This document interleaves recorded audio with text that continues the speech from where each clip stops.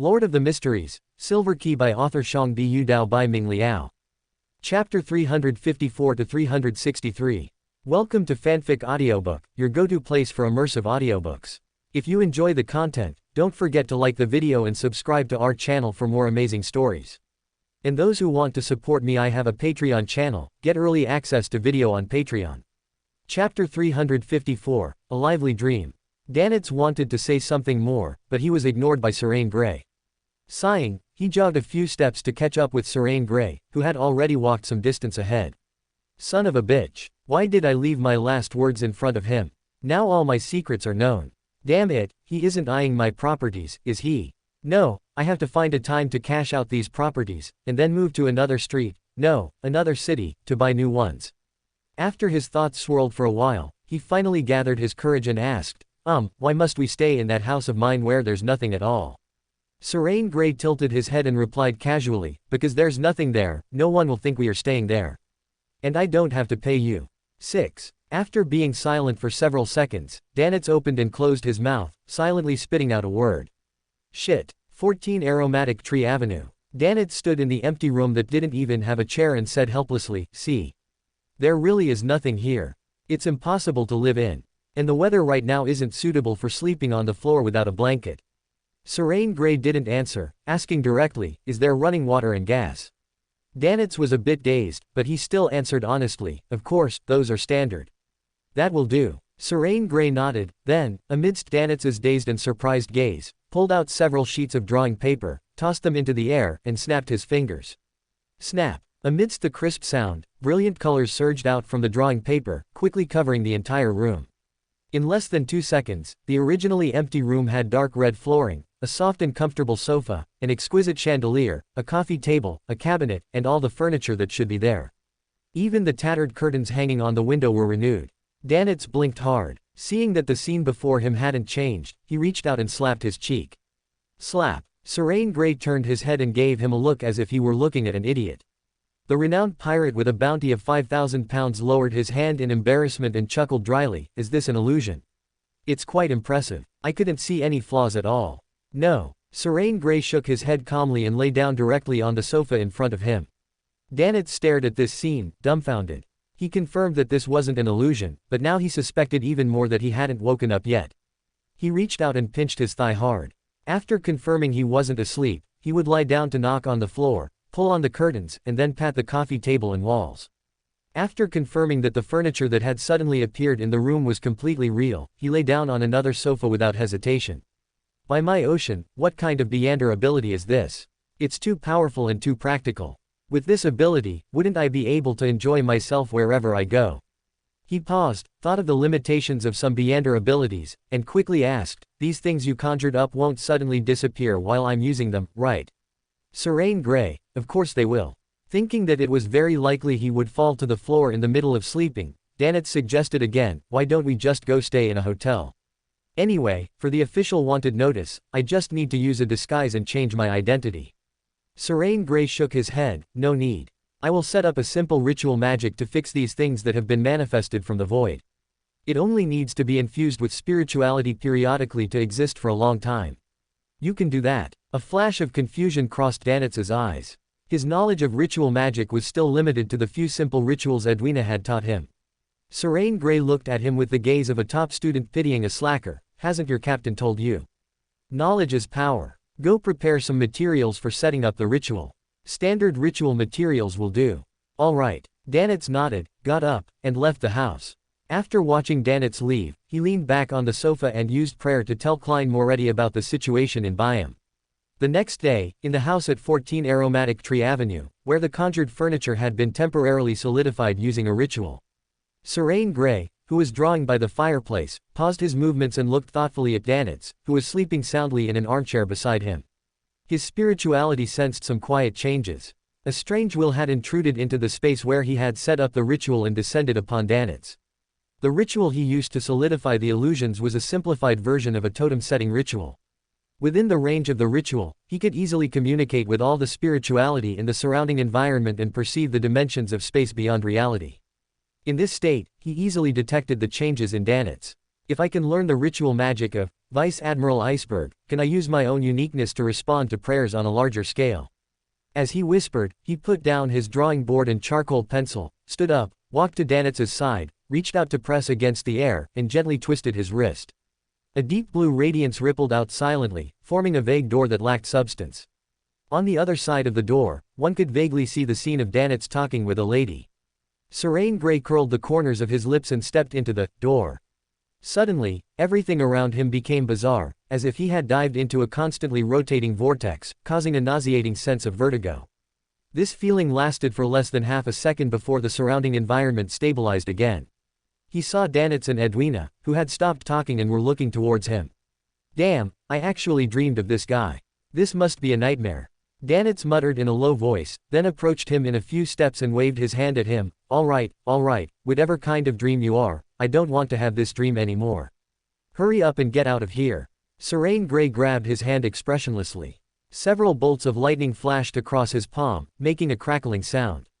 Danitz's body suddenly began to twitch uncontrollably, causing the room in the dream to shake as well. Edwina, who was standing to the side, quickly reminded him, too strong a stimulus in the dream will make him wake up. Serene Gray let go and moved some distance away from Danitz, who had turned charred black and had a few wisps of white smoke rising from his head. As the owner of the dream, everything here was changing according to Danitz's subconscious, even himself. Therefore, after being electrocuted by Serene Gray, he turned into a charred appearance as if struck by lightning. Ignoring Danitz, who still hadn't figured out the situation, Serene Gray looked at Edwina and asked seriously, "You shouldn't have arrived at Byam yet. Is this the effect of ritual magic?" Edwina did not hide anything. Yes, this is a spell I modified based on Rosal's dream sending technique. The Golden Dream only just entered the Rorstad archipelago waters this afternoon and is currently 1,000 nautical miles from Byam. Serene Gray nodded and then asked again, "That's a very impressive ritual magic. Can I learn it? If I can, what price do I need to pay?" Edwina thought for a moment and said, "The modified spell is a secret technique that belongs uniquely to me. Theoretically, others could learn it, but it is very difficult. I can compile the corresponding knowledge and Rosal's dream sending technique into a document and send it to you via that messenger later. But I cannot guarantee that you will be able to learn it. This requires a large amount of occult knowledge and spellcasting techniques as a foundation. It is only suitable for beyonders of those pathways who master knowledge and are good at spellcasting. In addition, I hope you can protect Danitz's safety during this period. The sudden increase in his bounty is very dangerous for him, especially in a place like Byam." "Captain." Danitz's heart suddenly skipped a beat, and a feeling called being touched surged in his heart. "No problem." Serene Gray quickly nodded, interrupting the rest of Danitz's words. He had come to the dream to talk about serious business with Edwina, not to watch a sycophant. After the two of them communicated for a while, Edwina looked at Danitz and raised her right hand, manifesting a small blackboard in the dream. "I need you to perform a ritual. It is called the spirit mediumship ritual. It allows my spirit to pass through the spirit world, attach to your body, and communicate directly with the people around you." "No problem, Captain." Danitz quickly nodded and replied. Edwina nodded slightly and began to explain the specific process and principles of the spirit mediumship ritual. It involves reason and communication, which is the domain of the God of knowledge and wisdom. When performing the ritual, you must depict the corresponding symbolic signs and magical markings. Serene Gray watched Danitz's expression go from excitement to confusion, and then to pain. It was just like a high school student who had finally made it to the holidays running into their homeroom teacher on the street. The two chatted happily, only for it to turn into an impromptu remedial class as they talked.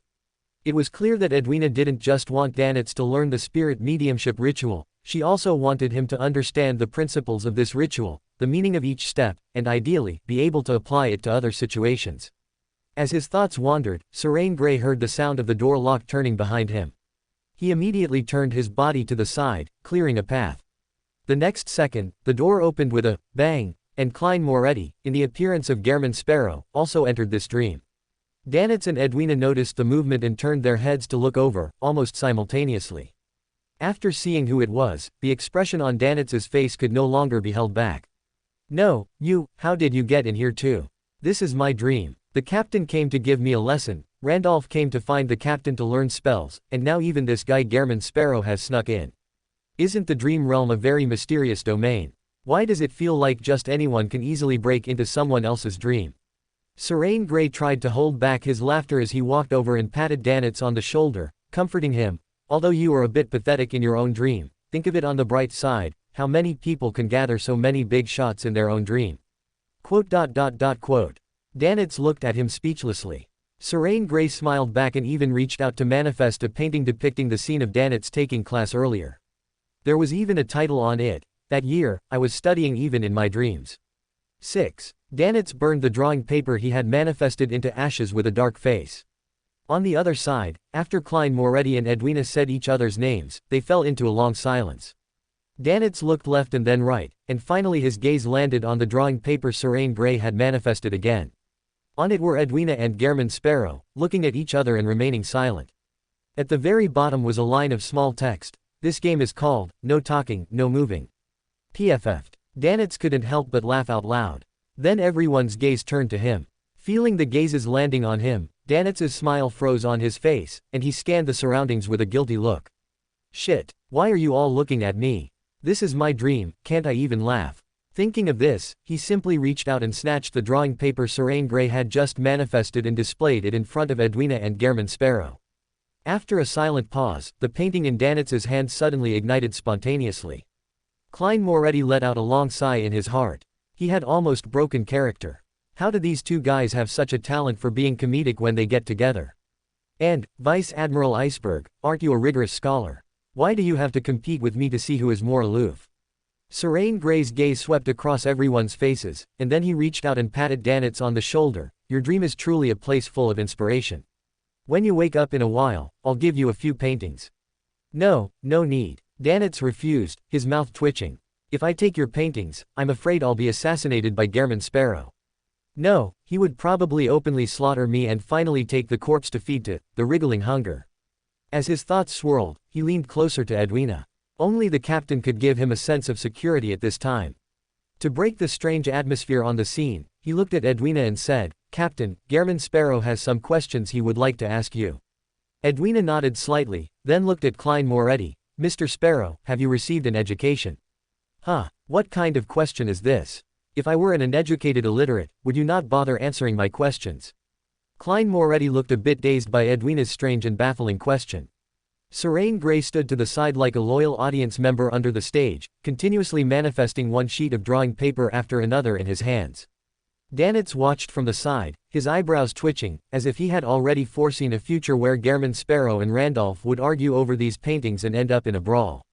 On the other side, after asking several questions in a row, Edwina explained, I must consider how to answer your questions based on your level of knowledge. This will make it easier for you to understand.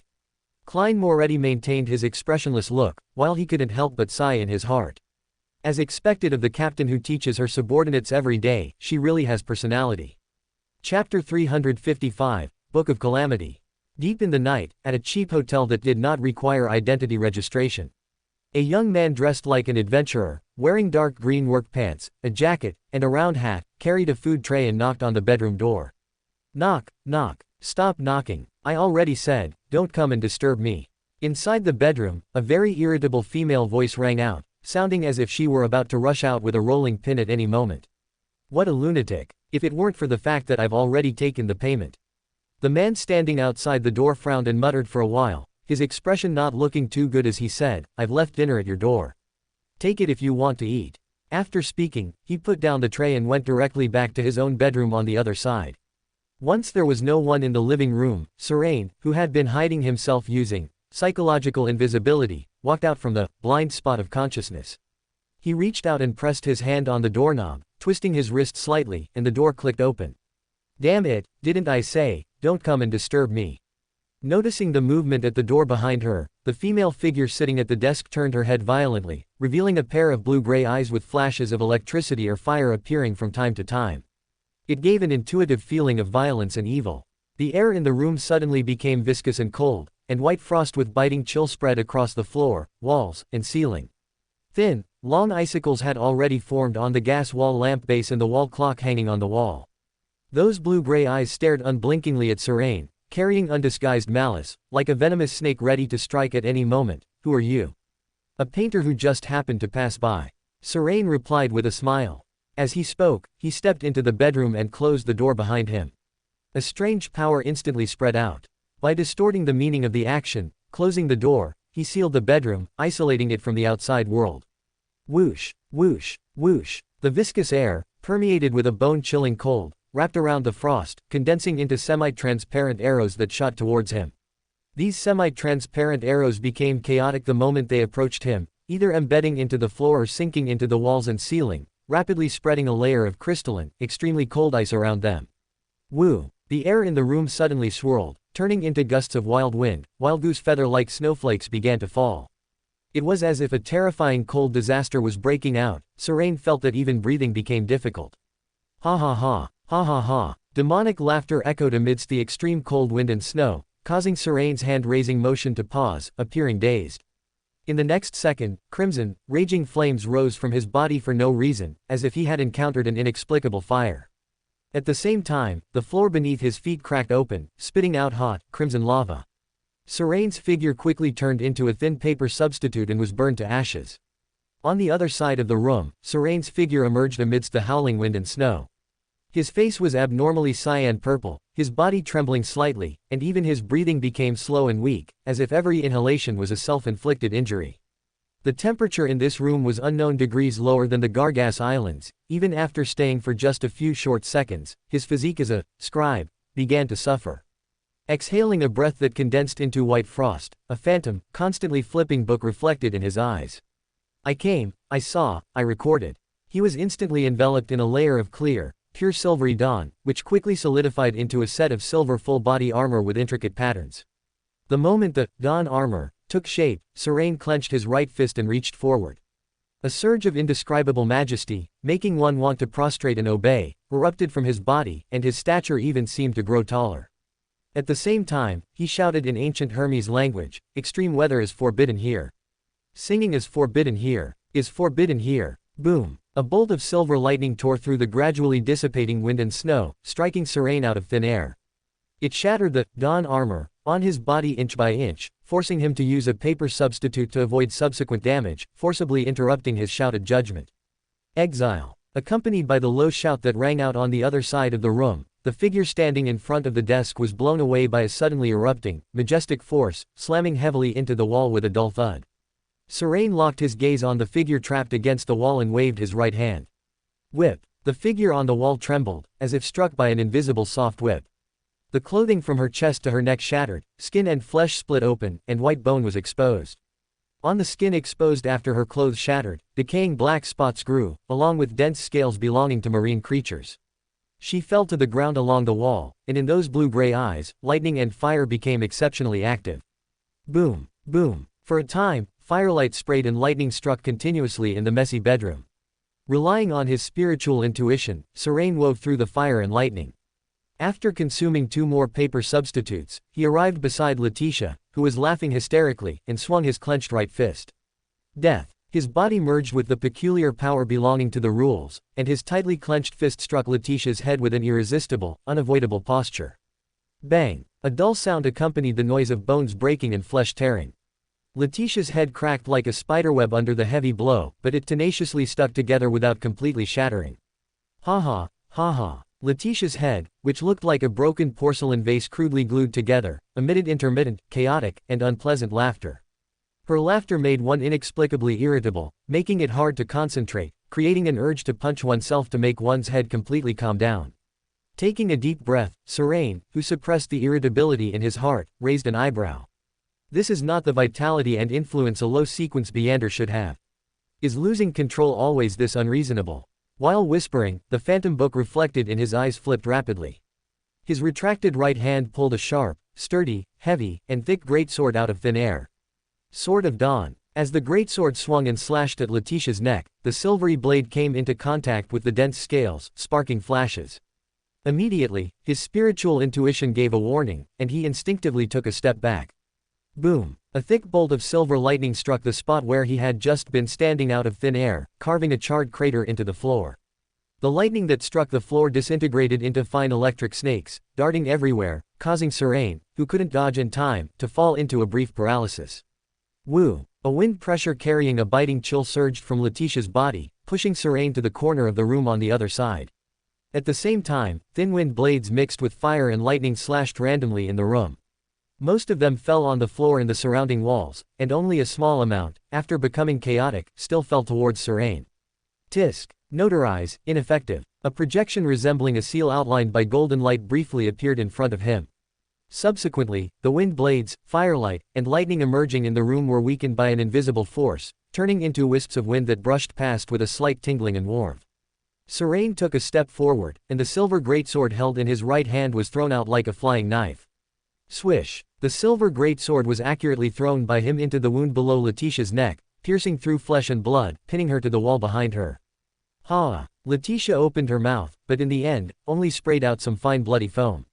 Her head, which had a strong sense of fragmentation, seemed unable to feel pain, her gaze fixed tightly on Serain, her mouth constantly emitting ha-ha sounds.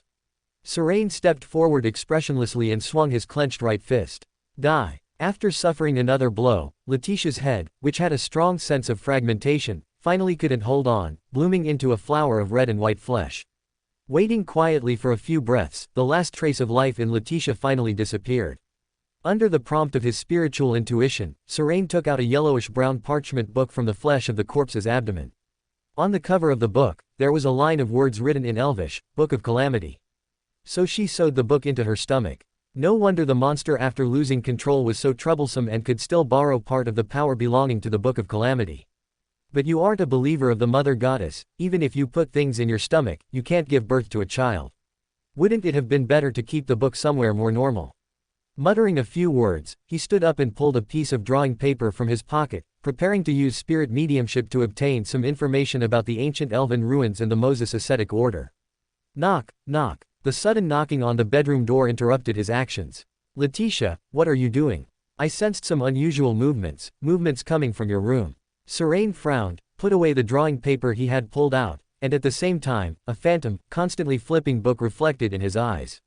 In the next second, phantom black flames ignited all around. The black flames of the demoness, a capability he specifically recorded after Klein pastured the demoness's soul on the white agate. After the black flames burned all the residual spirituality in the room, he walked to the window, reached out to press the window frame, and as a deep blue brilliance rippled out, he braced his body and leapt forward. Plop! On the street outside the hotel, Serain landed steadily. He lowered his head to look at the Book of Calamity in his hand, then walked towards the direction of Bansi Boulevard. In the hotel, the few companions who hadn't received a response from Letitia for a long time briefly discussed and violently broke open the bedroom door. What met their eyes was a broken bedroom that was in such a state of disrepair, full of charred marks and craters, as if it had experienced one disaster after another. What happened? Letitia's three adventurer companions stood at the door, exclaiming in shock and fear, but no one stepped forward. In their eyes, the corpse whose head had even exploded into fragments clearly could not have any life left. And the scene in the room was too horrifying, no one was sure if there would be hidden dangers. For a short moment, only the sound of repeated swallowing remained in the living room. After 5 or 6 seconds of silence, the oldest of the three adventurers gritted his teeth and said, "We, leave here, leave Byam, leave the sea." The danger must have come from the book that Letitia obtained from the ancient elven ruins. It has always been kept by Letitia, we might not be targeted. Okay. Go back to the rooms to pack up, and wipe away all the traces we left. At 14 Bansi Boulevard, Serain opened the door, silently and returned to his room. Knock knock. Just as he sat on the chair, there was a sudden knock on the door outside the room. Putting down the Book of Calamity, that he hadn't had time to look through, he turned to open the bedroom door. Klein stood at the door with a somewhat solemn expression, glanced behind him, and then said expressionlessly, "Do you know about Thesia God?" Serain, that sea snake, Calvetua. Klein nodded slightly, then said, "It has lost control, its form is on the verge of collapse, and its mental state is extremely crazy. It has to do with a group of adventurers who entered Thesia God ruins.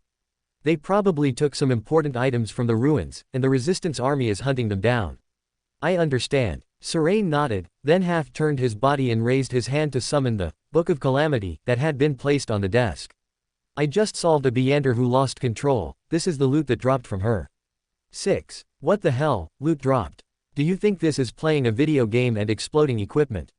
After the internal monologue, he looked at the elvish words on the surface of the book and said in surprise, "Book of Calamity.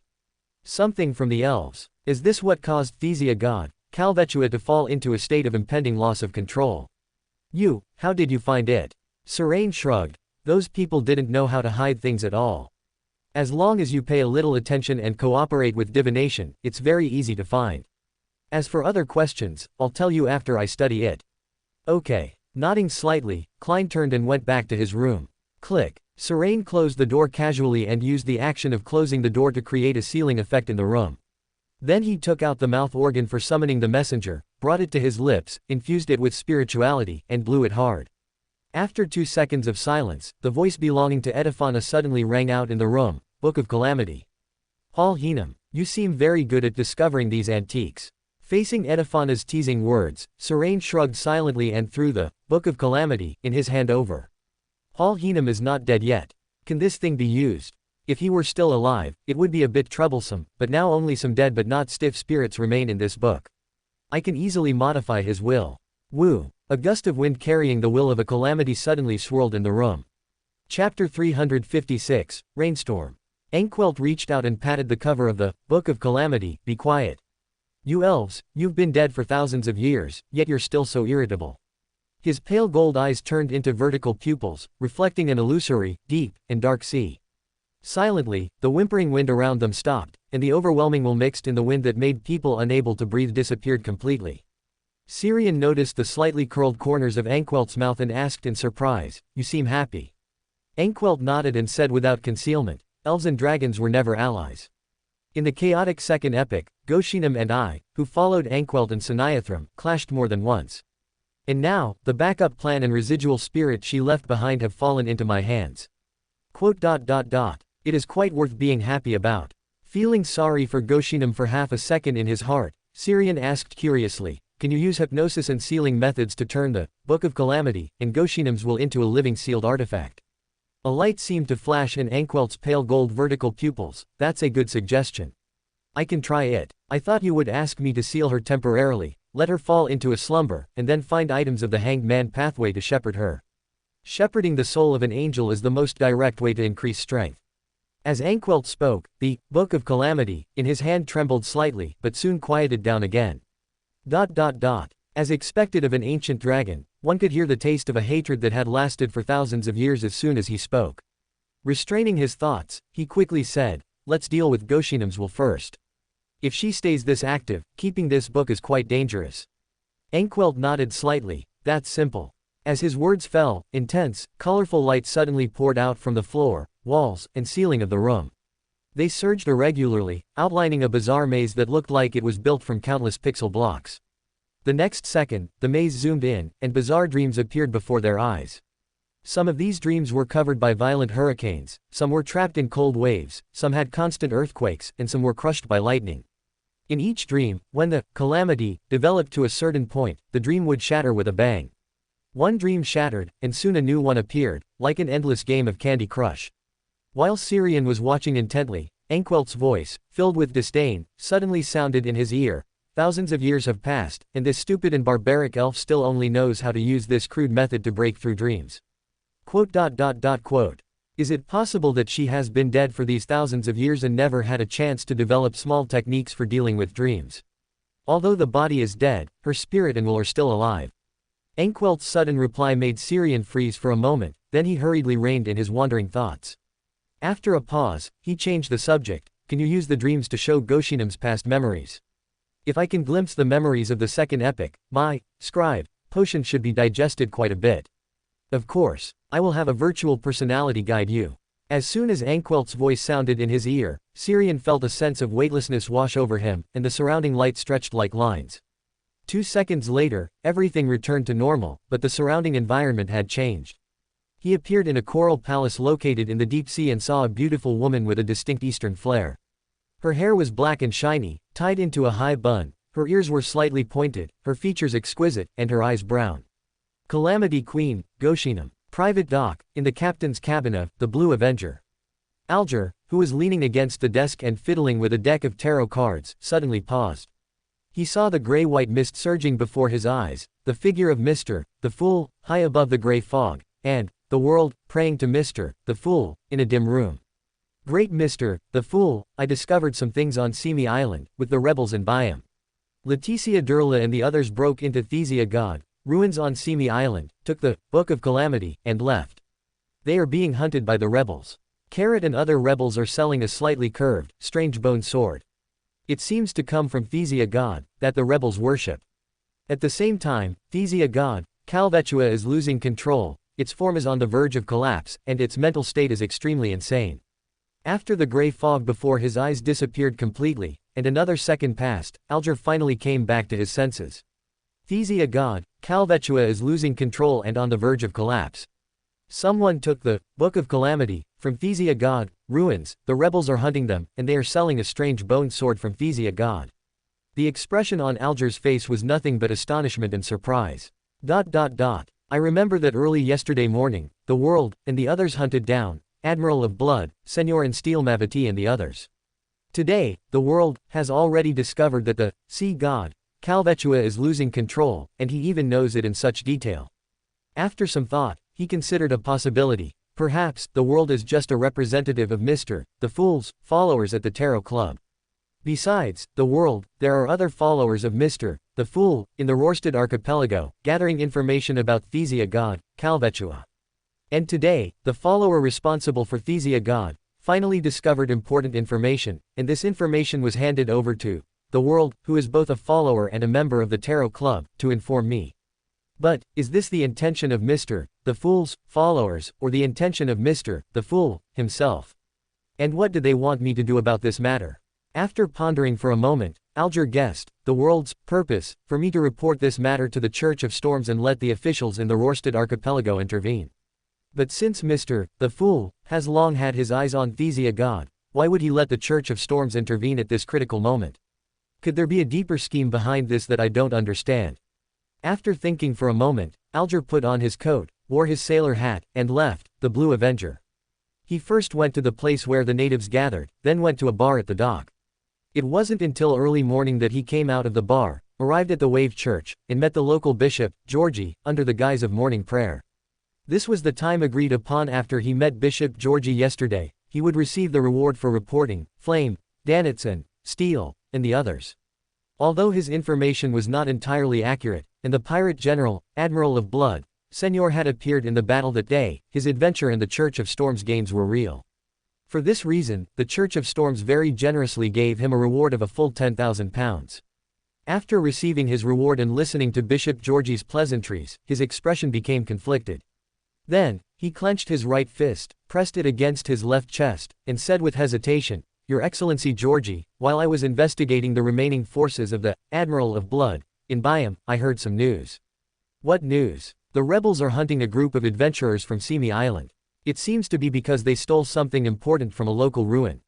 I also saw a slightly curved, strange bone sword at a rebel stall where the owner was hiding their identity. It gave me an indescribable feeling, very evil, very special." At this point, he paused. Seeing that Georgie did not show impatience because of his so-called feelings but was listening very seriously, he continued to add, "I used some methods earlier to develop an informant among those natives. He told me some unconfirmed news, Thesia god, that the rebels' worship seems to have some problems. He did not directly say that the sea god, Calvetua was losing control and on the verge of collapse. This was not information he could have known, nor could he explain the source of the information." Georgie frowned, pondered for a moment, and then said, "I understand. Continue to keep an eye on relevant news. I need to go and report this matter to Your Excellency Courtman." "Yes, Your Excellency Georgie." Alger responded seriously, while clenching his right fist and striking his left chest. After leaving the Wave Church, with the damp and cold morning sea breeze hitting his face, he finally relaxed. Since destiny came to the sea, the originally calm sea has had major events one after another, and after the world also came to the sea, such events have broken out one after another. It seems that they are chasing these events involving evil gods, angels, and secret organizations, and at the same time, they are triggering these events. I always feel that this world is becoming less and less peaceful. There is a premonition of a brewing storm. However, this is my opportunity. My strong association with the Church of Storms allows me to cooperate better with the world and destiny. And thus, I can reap many benefits from the games and struggles between Mr. the Fool, the existences behind destiny, and those evil gods, angels, and secret organizations. And this will become the fodder for me to move toward a higher sequence and status. 14 Fragrant Tree Avenue, in a bedroom on the second floor. The yellow-brown ancient parchment book placed on the desk suddenly flipped open on its own. Amidst the rustling sound, the figures of Syrian and Anquelt were quickly outlined in front of the desk. Then Anquelt reached out and pressed his hand on the book page. His pale gold eyes turned into vertical pupils, and fine gray-white scales appeared on his exposed, withered back of his hand. One after another, the complex and three-dimensional mysterious symbols engraved on the gray-white scales began to spread toward the yellow-brown parchment pages, as if weaving into something that did not belong to the real world, causing the special characteristics revealed by the Book of Calamity to begin to passively converge. After a few breaths, Anquelt withdrew his hand and nodded to Syrian. All right, Goshinam's consciousness has fallen into silence, and this Book of Calamity has also been sealed by me. It won't suddenly erupt at certain times and bring you danger. But likewise, after it is sealed, it will be very difficult for you to use it. As for turning it into a living sealed artifact, it will take quite some time to attempt. Syrian nodded. It doesn't matter, I don't lack time. After Anquelt nodded slightly, he continued, Goshinam's will is not completely contained in this book, she seems to have split herself into many parts. When being hunted around the world by Leodoro, this might have been a good life-saving measure, but when facing an ancient dragon, such an operation seems a bit stupid. Incomplete will and spirit have too many mental loopholes. If it weren't for the fact that you want to turn this book into a living sealed artifact, I have dozens of ways to completely destroy her spirit within 2 minutes. If I were willing, I could also destroy all the spirits that were split out by utilizing the connections on the mental level. After I plant enough psychological suggestion and hypnosis in her and cultivate a suitable personality, you will be able to initially control this Book of Calamity with the help of her spirit. Quote. Calamity Queen is about to become plasticine that can be shaped at will. Muttering in his heart, he chuckled at Anquelt. Then, I'll wait for your good news. Anquelt didn't say anything more, turned around, took a step back, and entered the nearby sea of collective subconsciousness directly. After watching Anquelt leave, Syrian looked up out the window. The sky, which should have been bright by now, was extremely dim. Dark clouds piled up in the sky, pressing very low, as if one could touch them by reaching out while standing on the roof. Under his gaze, bean-sized raindrops fell heavily, and in an instant, a menacing storm formed. Soon, a layer of water appeared on the street below. The storm came too suddenly and too violently, the city's drainage system was already struggling to keep up. Boom! In midair, a thunderclap with great explosive power suddenly exploded. Then, the thick dark clouds in the sky seemed to be torn apart by an invisible hand, and beams of clear sunlight spilled through the cracks. Driven by the strong wind, the parted clouds kept receding and dissipating.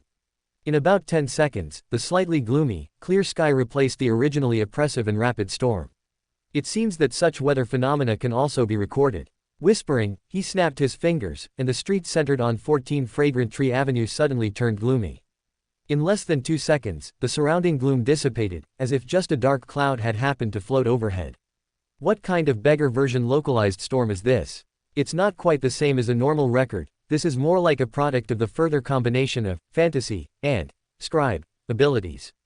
But why did it appear only now?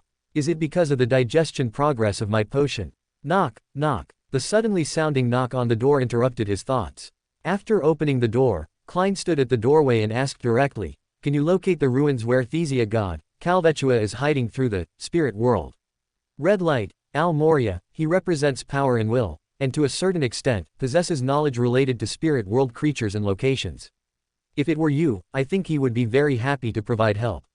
He might even personally take action to help you deal with Sea King, Calvetua, allowing you to safely take over its legacy. After Serene finished speaking, Klein suddenly fell silent. Red light, Al Moria, representing power and will. It seems the 7 lights have a clear division of labor, each belonging to different domains. Although it sounds a bit exaggerated, my intuition tells me this might actually be feasible. After pondering for a while, he continued to ask, do you know the ritual to contact Red light, Al Moria? Serene nodded calmly. The simplest method is for me to pull you directly into the spirit world. There, as long as you let the corresponding thought flash through your mind, he will be able to perceive it and respond. However, running around these past few days, I've used up the teleportation I previously recorded and haven't had time to replenish it.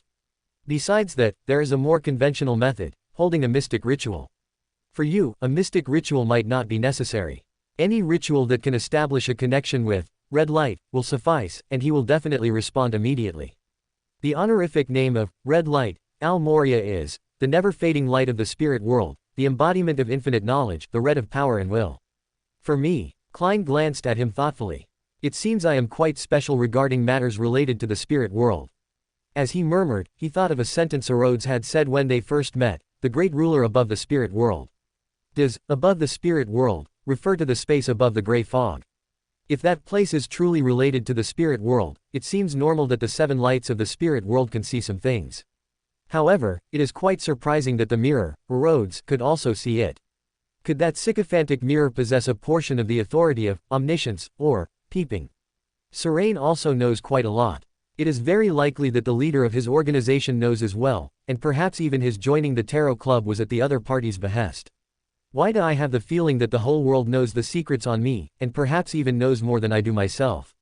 After a pause, he reined in his thoughts and asked another unrelated question. Do you know how to recruit a messenger for yourself?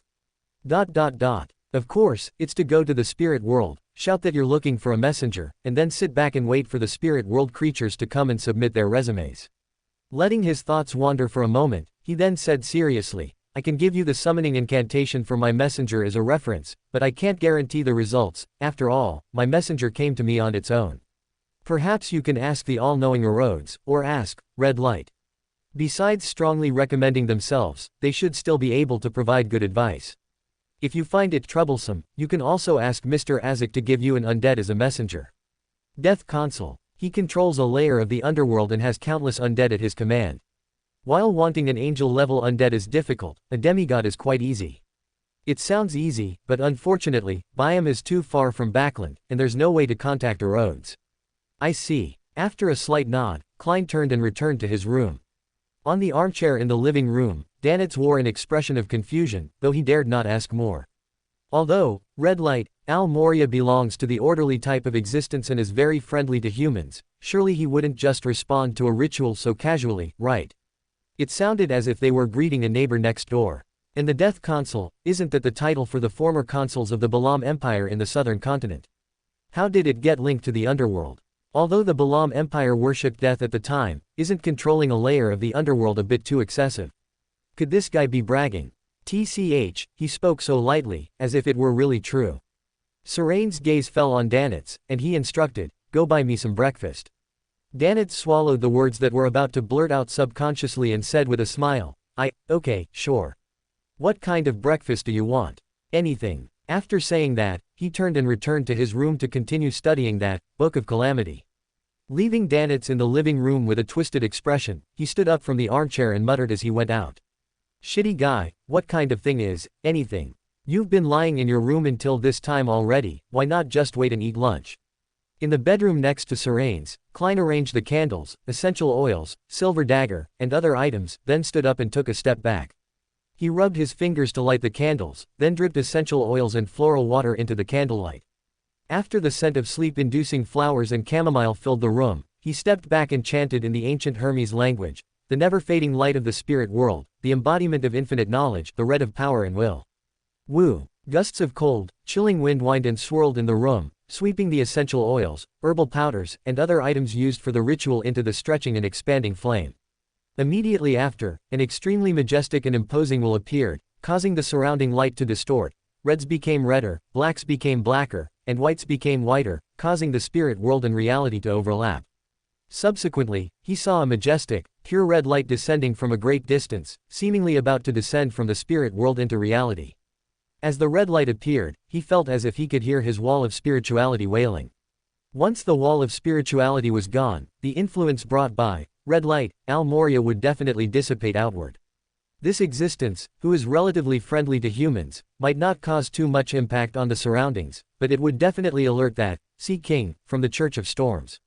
A conflict would inevitably erupt, and then Danitz's property, or even this entire street, would be reduced to ruins.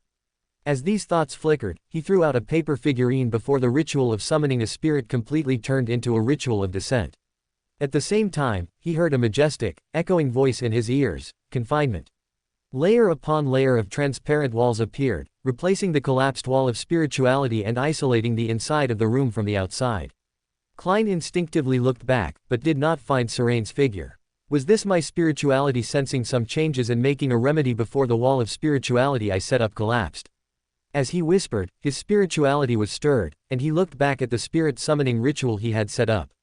The paper figurine he had just tossed was now floating strangely in midair, with clear red light spilling around it, as if it were wearing a bright red robe, exuding an extremely majestic aura.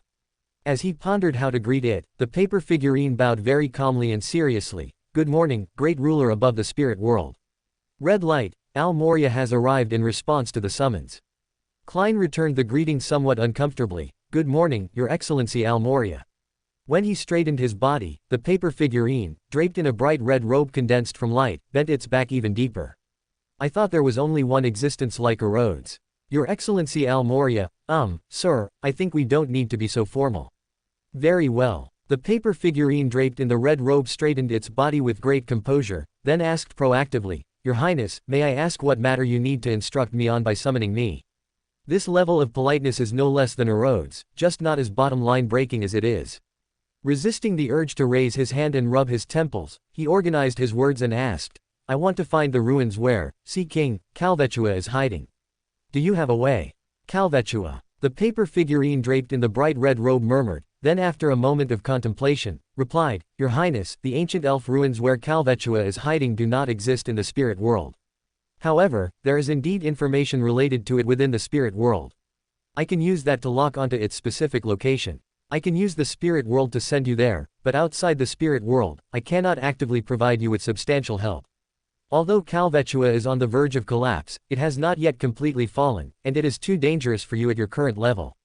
You really did want to take action and help me deal with Calvetua." Klein was stunned for a moment, then said, "I plan to wait until it has completely fallen before going over. As long as I arrive before that, Sea King, it will be fine."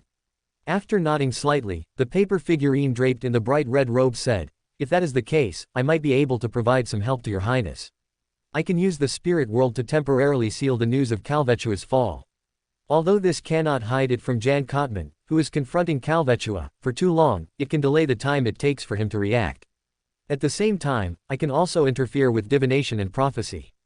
After Your Highness obtains Calvetua's legacy, Jan Kotman will not be able to lock onto you by any means." "How thoughtful." After sighing, Klein nodded and said, "That works. What do I need to pay?" No need. This is just some insignificant help. Providing help to Your Highness is our duty." After sighing once again at the thoughtfulness of red light, he asked, "By the way, I want to find a messenger of my own. Do you know which spirit world creatures are suitable, and how should I summon them?" The paper figurine draped in the bright red robe bowed again, its tone sincere, "Your Highness, if you don't mind, I can become your messenger. As one of the pure lights of the spirit world, I can reach all places that are not completely isolated from the spirit world, and I also have enough strength to deal with any accidents that might occur during delivery."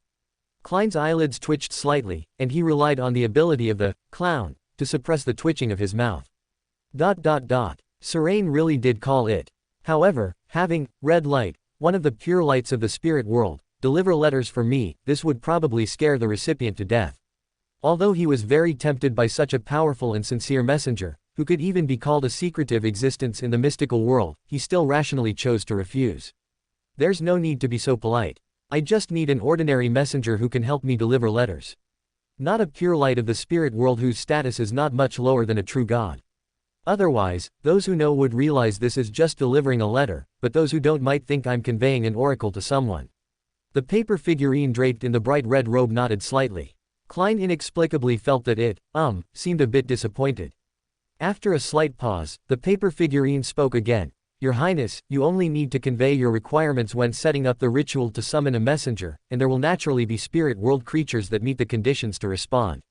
The spirit world is vast and boundless. No matter what kind of messenger you need, there will be spirit world creatures that satisfy the requirements. If you hope to have a relatively special spirit world creature as a messenger, I can draw up a list for you." "Does this mean the entire spirit world is for me to choose from?" Muttering to himself in his heart, Klein nodded and said, "I understand. First, help me find the ruins where Calvetua is hiding." "No problem." The paper figurine nodded slightly. "Your Highness, do you have any other instructions?" Klein waved his hand, then proactively ended this spirit summoning ritual. "Phew. I always feel that this red light is even more polite than Erodes." To be accurate, red light should be respectful toward me, while roads is more inclined toward deliberate ingratiation. Rumble. Continuous thunder, like air explosions, came from the sky. Gloomy dark clouds gathered once again, surging over Biam like roaring waves. Immediately after, a hurricane carrying a large number of wind blades swirled up in the sky above Biam, cutting and scattering the surging dark clouds. The torrential rain hadn't even fallen before it was blown toward the sea by the gale. The sea surface around Blue Mountain Island rose and fell, with waves higher than the last, but upon approaching Biam, these waves were eerily smoothed out, always maintaining a normal range. Serain moved his hand away from the crystal ball, his gaze looking out the window at the slightly gloomy sky. Calvetua is already on the verge of its limit, it won't last past tonight. My scribe potion is also only missing the final bit. My digestion progress seems a bit off. The further I go, the more difficult it becomes, as if there is an invisible film blocking the way, and the further I go, the tighter it gets.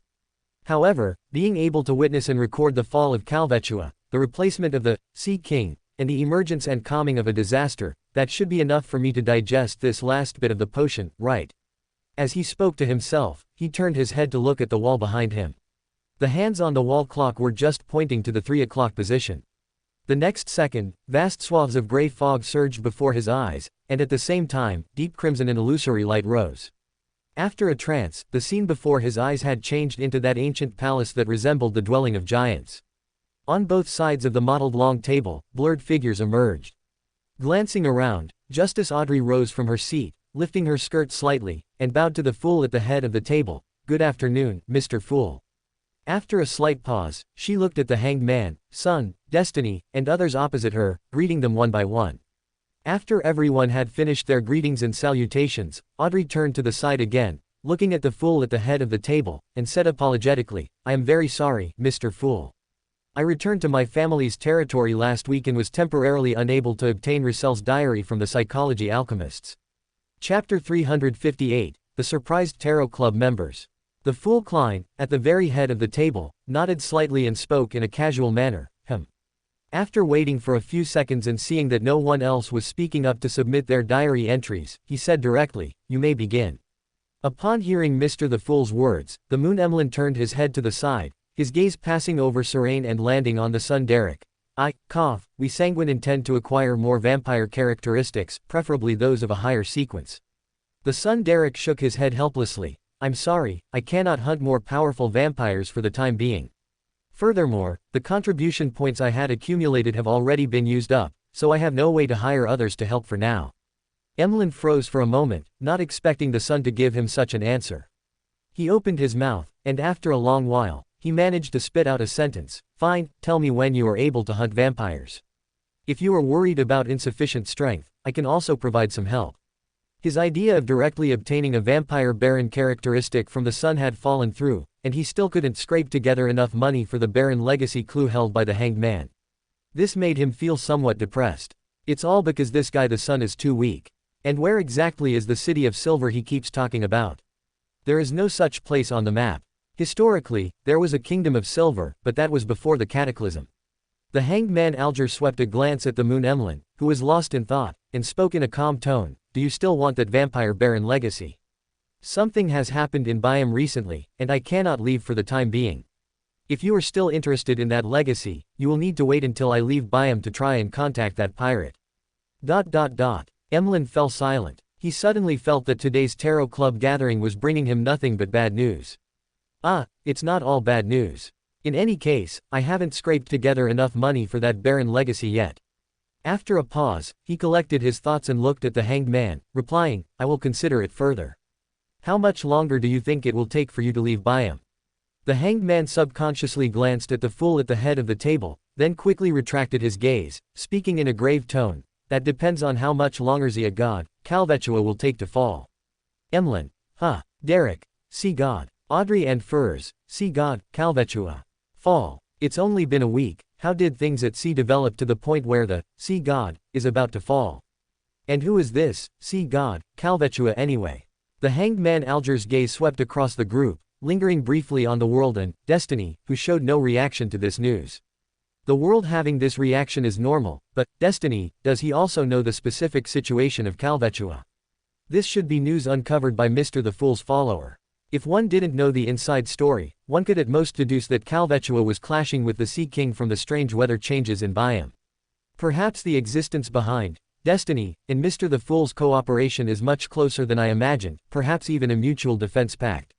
After letting his thoughts drift for a while, Alger spoke up to explain to the others who didn't know about this matter. Thesia god, Calvetua is an evil spirit worshipped by the natives of the Rorstad archipelago. After the Rorstad archipelago was colonized by the Loan Kingdom, it was heavily wounded by 2 archbishops of the Church of Storms and a demigod from the military carrying a sealed artifact, after which it escaped and has been hiding in some ruin on the sea. Justice Audrey was somewhat confused by the hanged man's choice of words. Since it is a sea god, shouldn't one use he or she to refer to it? Alger nodded slightly and said, its true form is a sea snake. After a pause, he looked at the world at the very end of the table and asked, can I share that information? Klein, manipulating the world, replied in a hoarse voice, it is not a secret. Audrey's gaze wandered between the hanged man and the world. This matter is even related to Mr. the World, and the news might even come from him. Although she knew Mr. the World's information channels were powerful from the previous Great Smog of Backland incident, this is on the sea. Mr. the World's information channels are still this powerful. Judging from the hanged man's subconscious actions just now, he respects Mr. the World very much. Has he already met Mr. the World in reality? And Mr. the World's identity and strength have earned his respect. Mr. the World's abilities are too much of a counter to a spectator, I can't see anything at all. As her thoughts drifted, she heard the hanged man Alger narrate with an emotional inflection. After escaping from the Church of Storms and the Loan military demigods, Calvetua went into hiding. The Rorstad archipelago has the Sea King overseeing it, so it has always been very restrained, one could even say it had no presence. Until a few days ago, when a Book of Calamity in a ruin on Simu Island was stolen by a group of adventurers, it could no longer maintain its state and inevitably stepped into loss of control and collapse. Now it is making a final desperate struggle before death, attempting to stir up a tsunami in Biome, creating storms to drown the city. However, its counterattack has not succeeded, it is being firmly suppressed by the Sea King. In about a few more days, it will completely, truly die. Justice, Magician, and the others listened, dumbfounded. As a story, this could be called exciting, but as a real event, it seemed a bit too rash. A group of adventurers took something from a ruin, leading to the already heavily wounded sea god, Calvetua falling into loss of control, heading toward collapse, and then taking revenge on everyone. Audrey had already started thinking about whether some organization or existence was pushing this all behind the scenes, and if so, who it might be. Magician Furs asked with some curiosity, Book of Calamity. Something that can affect the state of that sea god, must be quite extraordinary, right? I don't know. The hanged man shook his head slightly, then looked at the world at the end of the table. The world, under Klein's manipulation, looked at Serene. Seeing eyes turn to him, Serene pushed his body up from the back of the chair, shrugged, and said, that is the legacy of the Calamity Queen, Gushinam, which fused a Sequence 2 characteristic, as well as a part of Gushinam's will. It is her resurrection backup. While speaking, he reached out and grabbed the air in front of him. With the help of fantasy, a superficial Book of Calamity was materialized by him. After displaying the imagined Book of Calamity to everyone, he continued, the reason Calvetua was able to leap from an ordinary sea snake to become Thesia god of the Rorstad archipelago was because it accidentally absorbed a Sequence 3 characteristic from Gushinam. Although it was lucky enough not to collapse and die on the spot, without understanding the acting method and lacking sufficient wisdom, it had no way to digest the potion. Although it developed some believers by instinct and became Thesia god, worshipped by the locals of the Rorstad archipelago, this could only stabilize its state to a certain extent. More of the help came from the will of Gushinam hidden in the Book of Calamity. With the Book of Calamity being taken away from the ruins, the already heavily wounded Calvetua naturally could no longer maintain its state and inevitably fell into loss of control and collapse. To some extent, it was a nail left by Gushinam on the sea. After he finished speaking, everyone at the Tarot Club remained silent, their thoughts drifting. The hanged man Alger looked at Serene thoughtfully. The Book of Calamity was obtained by Destiny. Does this mean he had a hand in this matter? Who is the Calamity Queen, Gushinam? Did the existence behind Destiny target this Sequence 2 characteristic, or is there a deeper scheme?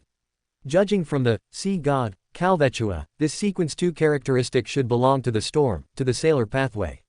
Is the one behind Destiny stealing the authority of the Lord of Storms? Mr. the Fool's follower was able to obtain intelligence on Calvetua at the first opportunity, which shows that Mr. the Fool was also involved in this matter. What is he plotting? Thinking of this, he couldn't help but turn his head to glance at Mr. the Fool, who was always shrouded in gray fog at the head of the table. Noticing the hanged man's action, the Fool Klein smiled back at him. Alger quickly retracted his gaze and buried his head very low. On the opposite side of the mottled long table, Justice Audrey noticed this scene. Why did Mr. the Hanged Man look at Mr. the Fool? Is the matter of, see God, Calvetua falling into loss of control and being about to fall also related to Mr. the Fool? Magician Furs didn't notice these details. She was still immersed in the fact that Calvetua leapt from an ordinary sea snake to sequence 3, becoming the sea god of the Rorstad archipelago. That is some really good luck. That is sequence 3. Even in the churches of the 7 Orthodox gods, beyonders of this level are very few. They are the true upper echelon. They can own a cathedral and add the title, Saint, before their names. The son Derek was also thinking, but it was because of the name Gushinam. I seem to have seen this name in some book. It seems related to an ancient god. After today's gathering ends, I will go to the library again. The Moon Emlyn was shocked by the Book of Calamity that fused a sequence 2 level characteristic. Even in the Sanguine, such things are rare, each one is part of the Sanguine's foundation. Thinking of this, he asked with some confusion, since the Book of Calamity is so important, why was it easily taken away by a group of adventurers? Of course, it's because there is a scheme by other great existences behind this.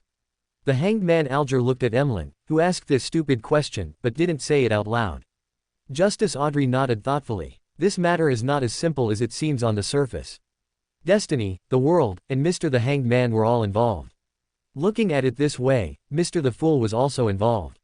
Serene leaned back in his chair and sighed. Destiny is always so wonderful. Calvetua didn't know about the Book of Calamity, and the officials of the Rorstad archipelago didn't know there was an ancient elf ruin there. Finally, someone who accidentally discovered clues in the classics of the Moses ascetic order and took action smoothly took away the Book of Calamity, triggering a series of subsequent events. Moses ascetic order. Does the existence behind destiny come from the Moses ascetic order, or is it targeting the Moses ascetic order? After collecting his thoughts, the hanged man Alger asked curiously, how did the Book of Calamity end up in your hands? Serene leaned back and said calmly, the person who took it lost control. After I dealt with her, the Book of Calamity naturally fell into my hands. Why did she lose control? Magician Furs asked subconsciously. Before he could speak, the hanged man Alger helped him answer. An item containing sequence 2 level Beander characteristics. In the Orthodox churches, they are also called grade 0 sealed artifacts. Such things are extremely dangerous in themselves and can easily destroy a city. Not to mention that the Book of Calamity also contained a portion of the will of the Calamity Queen, Gushinam. Realizing she had asked a stupid question, Furs nodded awkwardly and then fell silent. In the silent pause, everyone on both sides of the mottled long table looked at Destiny, Serene. After the reminder from the hanged man Alger, they finally realized one thing. The Mr. Destiny, sitting with them possessed a terrifying grade 0 sealed artifact. This is a grade 0 sealed artifact.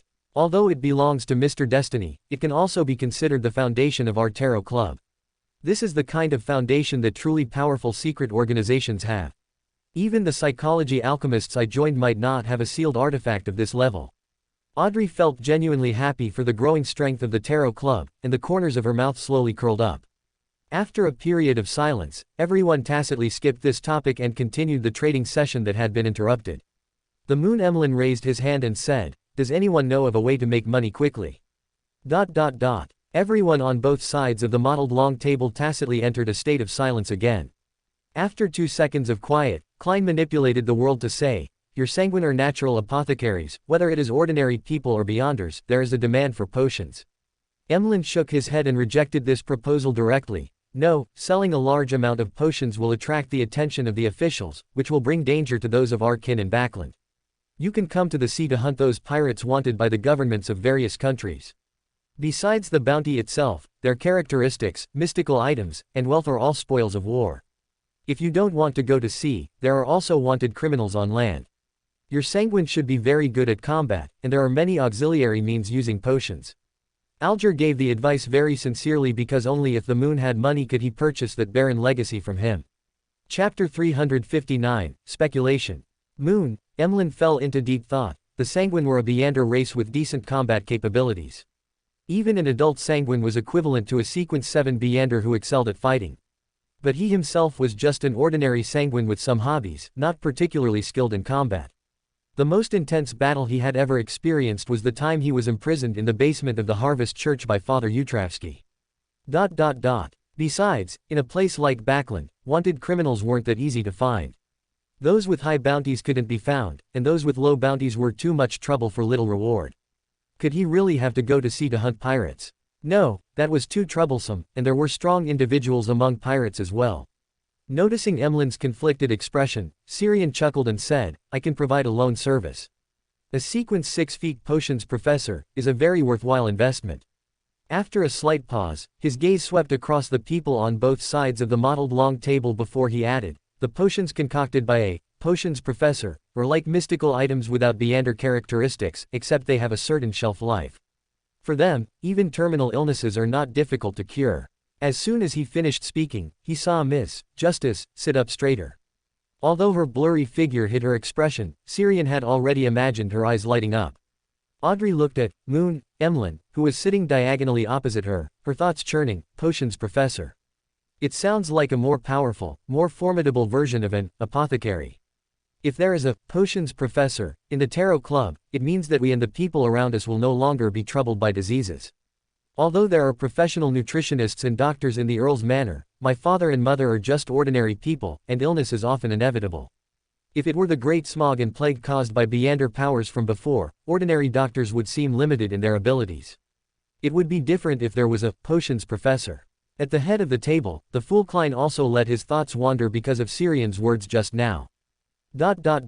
Potions with effects similar to mystical items, this sounds like an all-around support. With the all-black eye left behind by Rosago, I don't have much of a financial need to advance to sequence 5. Giving Mr. Moon some help to cultivate a potions professor who can provide potion support at any time seems like a good idea. Restraining his thoughts, he manipulated the world at the bottom of the table to shift his body. Then, the world and Justice spoke almost simultaneously. I can also provide loan services. Emlyn looked at the several people who had suddenly become enthusiastic toward him, feeling momentarily bewildered. Then he turned his head to look at Syrian, unable to help but complain in his heart. How does this guy know more about the sanguine than I, a sanguine, do? After letting his thoughts wander for a bit, he said after some deliberation, "I'll consider it." As the topic of how to make money raised by Moon Emlyn came to a close, today's Tarot Club entered the free exchange segment. The Justice Audrey opened her mouth, but then remembered she had just returned to East Chester County and had no news to share, so she closed it silently again. The Magician, Furs recalled Backland over the past week and finally shared something her good friend Zio had told her. With the influx of migrants, places like the East Borough, Docklands, and Factory District, which were most affected by the Great Smog, have returned to their previous state. Also, some cult organizations seem to have turned their gaze toward the lower-class populace, but the authorities have noticed and should be making a response. Syrian leaned back against the chair, shook his head slightly, and gave a cold laugh. Hey, this is a historical inevitability, the rolling tide of the steam era. The official response is destined to not have much of a substantial effect. Unless they can tangibly change the living conditions of the lower-class people, all responses will be in vain. Emperor Rosal said, "It was the best of times, it was the worst of times." Hearing him mention the tide of the times, Klein couldn't help but frown. Has staying in the Twilight Hermit order for too long caused his philosophy to start aligning with theirs? But this was indeed a kind of inevitability. Even if the kingdom could do better, it couldn't withstand human greed, everything would always slide in a worse direction. As for the 7 deities, with the vision and knowledge of gods, it was impossible for them not to have foreseen this scene, yet none of them seemed to have any intention of intervening. After thinking for a while, he manipulated the world to join the conversation. Some people are beyond saving, but there are also people working hard to change and save this world.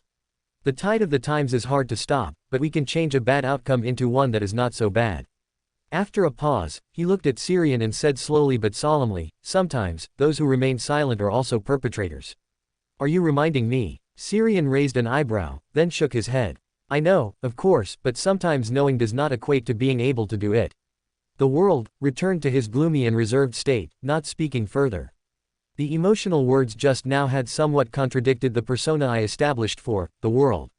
The Magician, Furs looked at this scene in shock, not quite understanding how a random thing she said had turned into a debate between Mr. the World and Mr. Destiny. The Hanged Man, Alger looked at the world with a thoughtful expression. The world was the follower of Mr. Fool, and his words to some extent represented Mr. Fool's will. If this really was Mr. Fool's will, then I also need to make some changes. The Justice Audrey rested her head on her hand, pondering the conversation between Mr. The World and Mr. Destiny. Just now, when she suddenly noticed the Hanged Man, Alger's behavior of staring at the world. A flash of inspiration seemed to cross her mind. She vaguely felt as if she had grasped something, but it felt like it was behind a thin membrane, difficult to see through clearly. After a brief silence, the Hanged Man, Alger shared some recent events at sea. There are rumors at sea recently that Vice Admiral Iceberg found the key to Death's treasure. Many pirates have their eyes on that key, including Admiral of Blood Senor. The Admiral of Blood led his men to ambush the fourth bosun of the Golden Dream, Blazing, Danitz, in Byam, but was counter-killed by Danitz and the helper he found. Pausing slightly, his gaze swept over the world, and Syrian as he lamented, after this, there will no longer be a figure like Admiral of Blood Senor at sea. However, there are rumors that the power behind Admiral of Blood Senor is the secret organization from the southern continent, the Rose School of Thought. Someone might take over the pirate crew he left behind later. The key to Death's treasure. Audrey's eyes lit up, and she asked curiously, is this true? Alger shook his head calmly, I don't know. Just as he finished speaking, Syrian spoke up faintly, fake. Fake, huh? Audrey sighed with some disappointment. She was very interested in adventures and treasures, and thought she would hear some interesting rumors again. At the head of the mottled long table, Klein shook his head silently. Thinking of the huge key that could be swung as a weapon displayed by Vice Admiral Iceberg Edwina in Danitz's dream, he was somewhat speechless. What kind of person could associate such a large key with Death's treasure? The southern continent doesn't even have a custom of giant worship. Moreover, the material of that key wasn't bronze or gold, which completely didn't fit the preferences of the southern continent. As expected, even being a pirate requires a certain amount of knowledge, otherwise, one can't even recognize whether something is a key to a treasure or not. After a pause, he manipulated his alternate account, the world, to speak. Even if there really is a treasure of death and a key exists, that so-called key would be closer to a title or a concept rather than an actual key. With the customs and habits of the southern continent, it's more likely that the so-called key would be forged into something like a mask or a skull, and the material should be bronze or gold. The Justice Audrey nodded thoughtfully, then she suddenly thought of a question and asked quickly, Mr. The World, have you seen the key in Vice Admiral Iceberg's hand? The World nodded slightly. Audrey's breath hitched slightly, and the thoughts flashing through her mind suddenly connected. Mr. The World has seen the so-called key to Death's treasure in Vice Admiral Iceberg's hand. The fourth bosun under Vice Admiral Iceberg, Blazing, Danitz, found a mysterious helper and counter-killed Admiral of Blood Senor and his men who ambushed him. Mr. Hanged Man is suddenly very concerned about Mr. The World. Could it be that the helper Mr. Hanged Man mentioned that Blazing, Danitz found as Mr. The World? Perhaps also Mr. Destiny. Mr. The World should be around sequence 6. The fourth bosun under Vice Admiral Iceberg, Blazing, Danitz, is probably at the level of sequence 6 to sequence 7, well, sequence 7 is more likely. Relying only on the two of them to deal with or even counter-kill the Admiral of Blood and his men should be a relatively difficult task. If it were just this, it wouldn't be enough to explain Mr. Hanged Man's attention to Mr. The World, something else must have happened. Could it be that Mr. Hanged Man discovered Mr. The World's extraordinary true identity, which is why he is so concerned about Mr. The World? After thinking for a long time, still lacking a bit of a clue, she turned her gaze toward Mr. Fool at the head of the table, and a thought suddenly flashed through her mind. Perhaps Mr. The World's true identity is related to Mr. Fool. Startled by the thought that suddenly popped into her head, Audrey subconsciously sat up straight, but her gaze couldn't help but dart back and forth between Mr. Fool at the head and Mr. The World at the bottom. Afterwards, son, Derek shared some recent events in the City of Silver, and The World shared the origin and his views on the key to Death's treasure in Vice Admiral Iceberg Edwina's hand. Until the Fool at the head of the table indicated that today's gathering was over, streaks of deep red and illusory light rose on both sides of the mottled long table. Syrian glanced at the empty surroundings, then looked toward the head of the mottled long table. You found the ruins where Calvetua is hiding.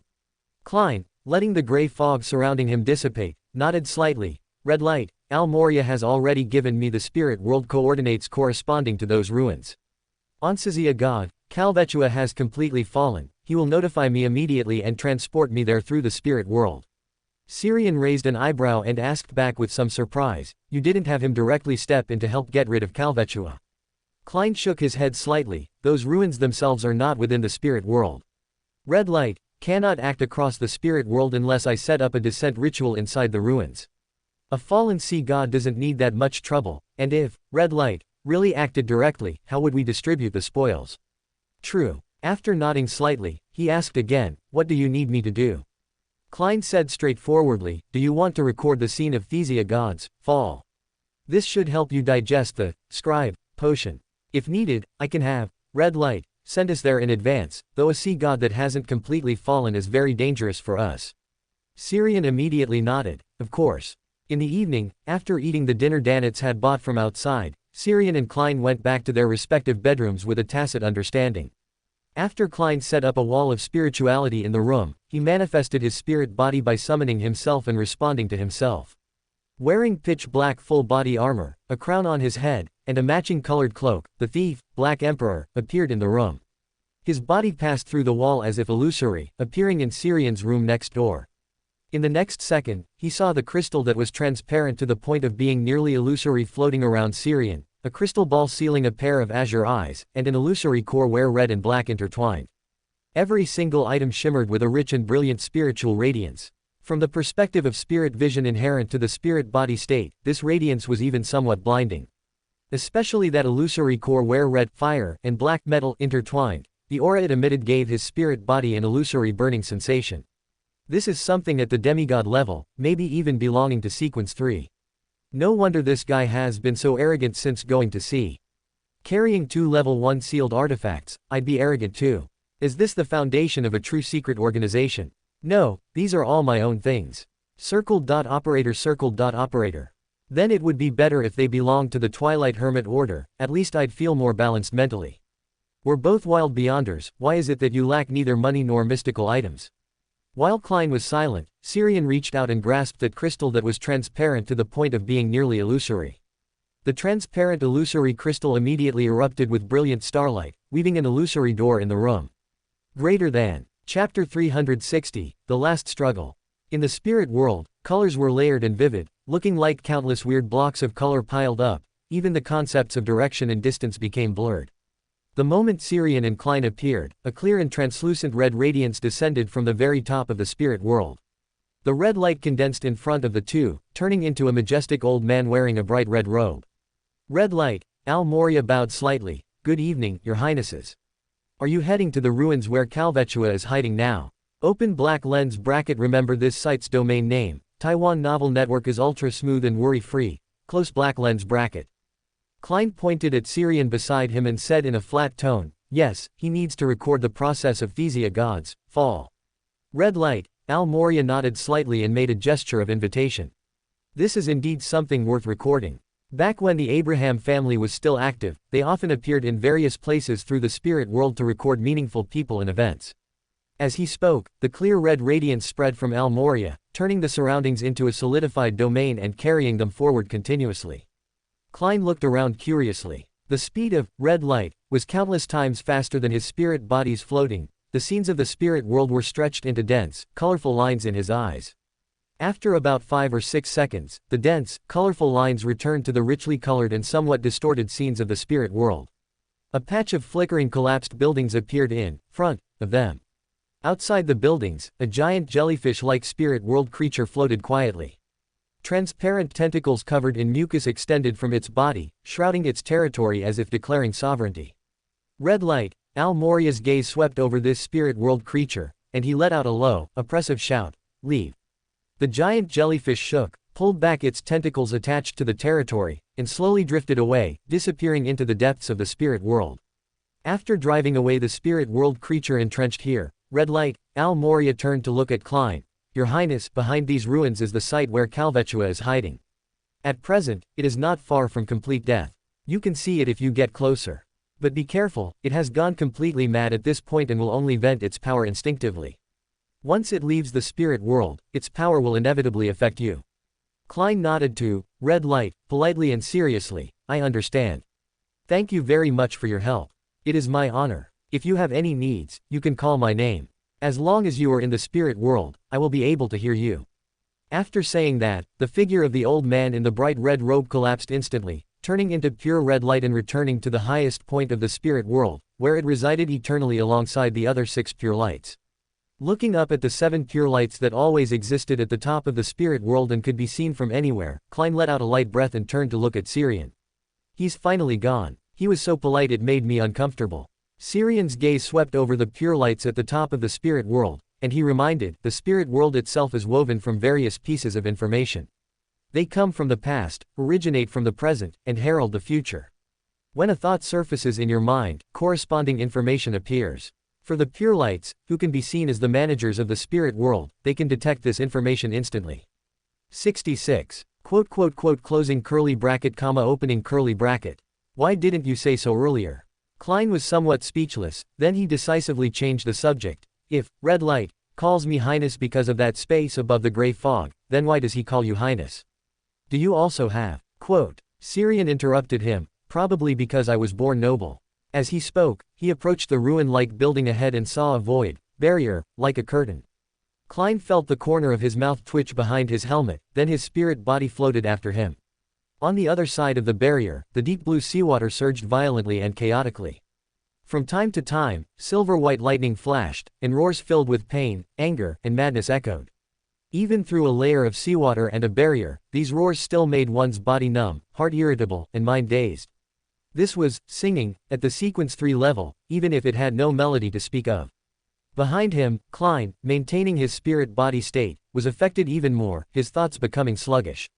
This was even with the Black Emperor card strengthening his spirit body. If not for the Black Emperor card, he suspected his spirit body would have collapsed directly in these unpleasant roars. Syrian clenched his right hand, which was wearing a silver-black glove, and an indescribable majesty erupted from him. Singing is prohibited here. With his declaration, the roars filled with pain, anger, and madness around them immediately diminished by more than half. Although some sound remained, it was no longer enough to affect them. Klein looked at the sea area with frequent undercurrents and lightning behind the barrier and couldn't help but frown. The impact of Calvetua venting its power is so serious even across the barrier. Are you sure you still want to go in and record the process of its fall? It's not strictly necessary to go in personally to see. Whispering, he let the crystal ball, which sealed an azure eye, float into his hand, emitting a clear radiance. Immediately after, an oval, full-length mirror engraved with ancient and mysterious patterns manifested in front of him. On the dark and deep mirror surface, a face with an unmaskable wretched temperament emerged. The moment Klein saw the face emerging in the mirror, he suddenly hallucinated Erodes. If Erodes had a face, it would probably look like this, right? By the way, is this the magic mirror from Snow White? While thinking, he saw Syrian reach out and lightly stroke the mirror surface, whispering, magic mirror, tell me the current state of Thesia god, Calvetua. It really is a magic mirror. This is very simple. The face in the magic mirror made a somewhat high-pitched voice and then quickly disappeared. The originally dark mirror surface became bright as the face disappeared, showing deep blue seawater and broken buildings, the most prominent being a huge pillar engraved with strange patterns and symbols. An unimaginably huge bluish-blue giant snake was coiled around the pillar, its body twisting continuously, as if trying to break the pillar, or as if trying to snap its own body. The bluish-blue giant snake's body was covered in irregular wounds deep enough to see bone, looking as if they had been torn open by force. On the snake head, which was larger than an ordinary house, there was a sense of hideousness and pain, and it continuously let out roar-like screams. Its roars caused the surrounding seawater to vibrate and the air to distort. Even through the secondary broadcast of the magic mirror, Syrian still felt a lightning-like numbness. After a while, the image displayed on the mirror disappeared, and that wretched-looking face reappeared. It was like a motion-sick person forced to squeeze onto a bus for a day, making retching sounds in the mirror. Blech, blech, I can't take it anymore, its voice is simply too unpleasant. This is simply mirror torture. Saying that, the magic mirror quickly became transparent and disappeared in front of Syrian.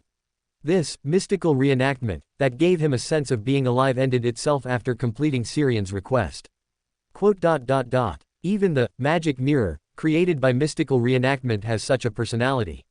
Muttering a sentence, he turned his head to look at Klein. How about you give me a blessing of the paper figurine angel and let me go in to take a look?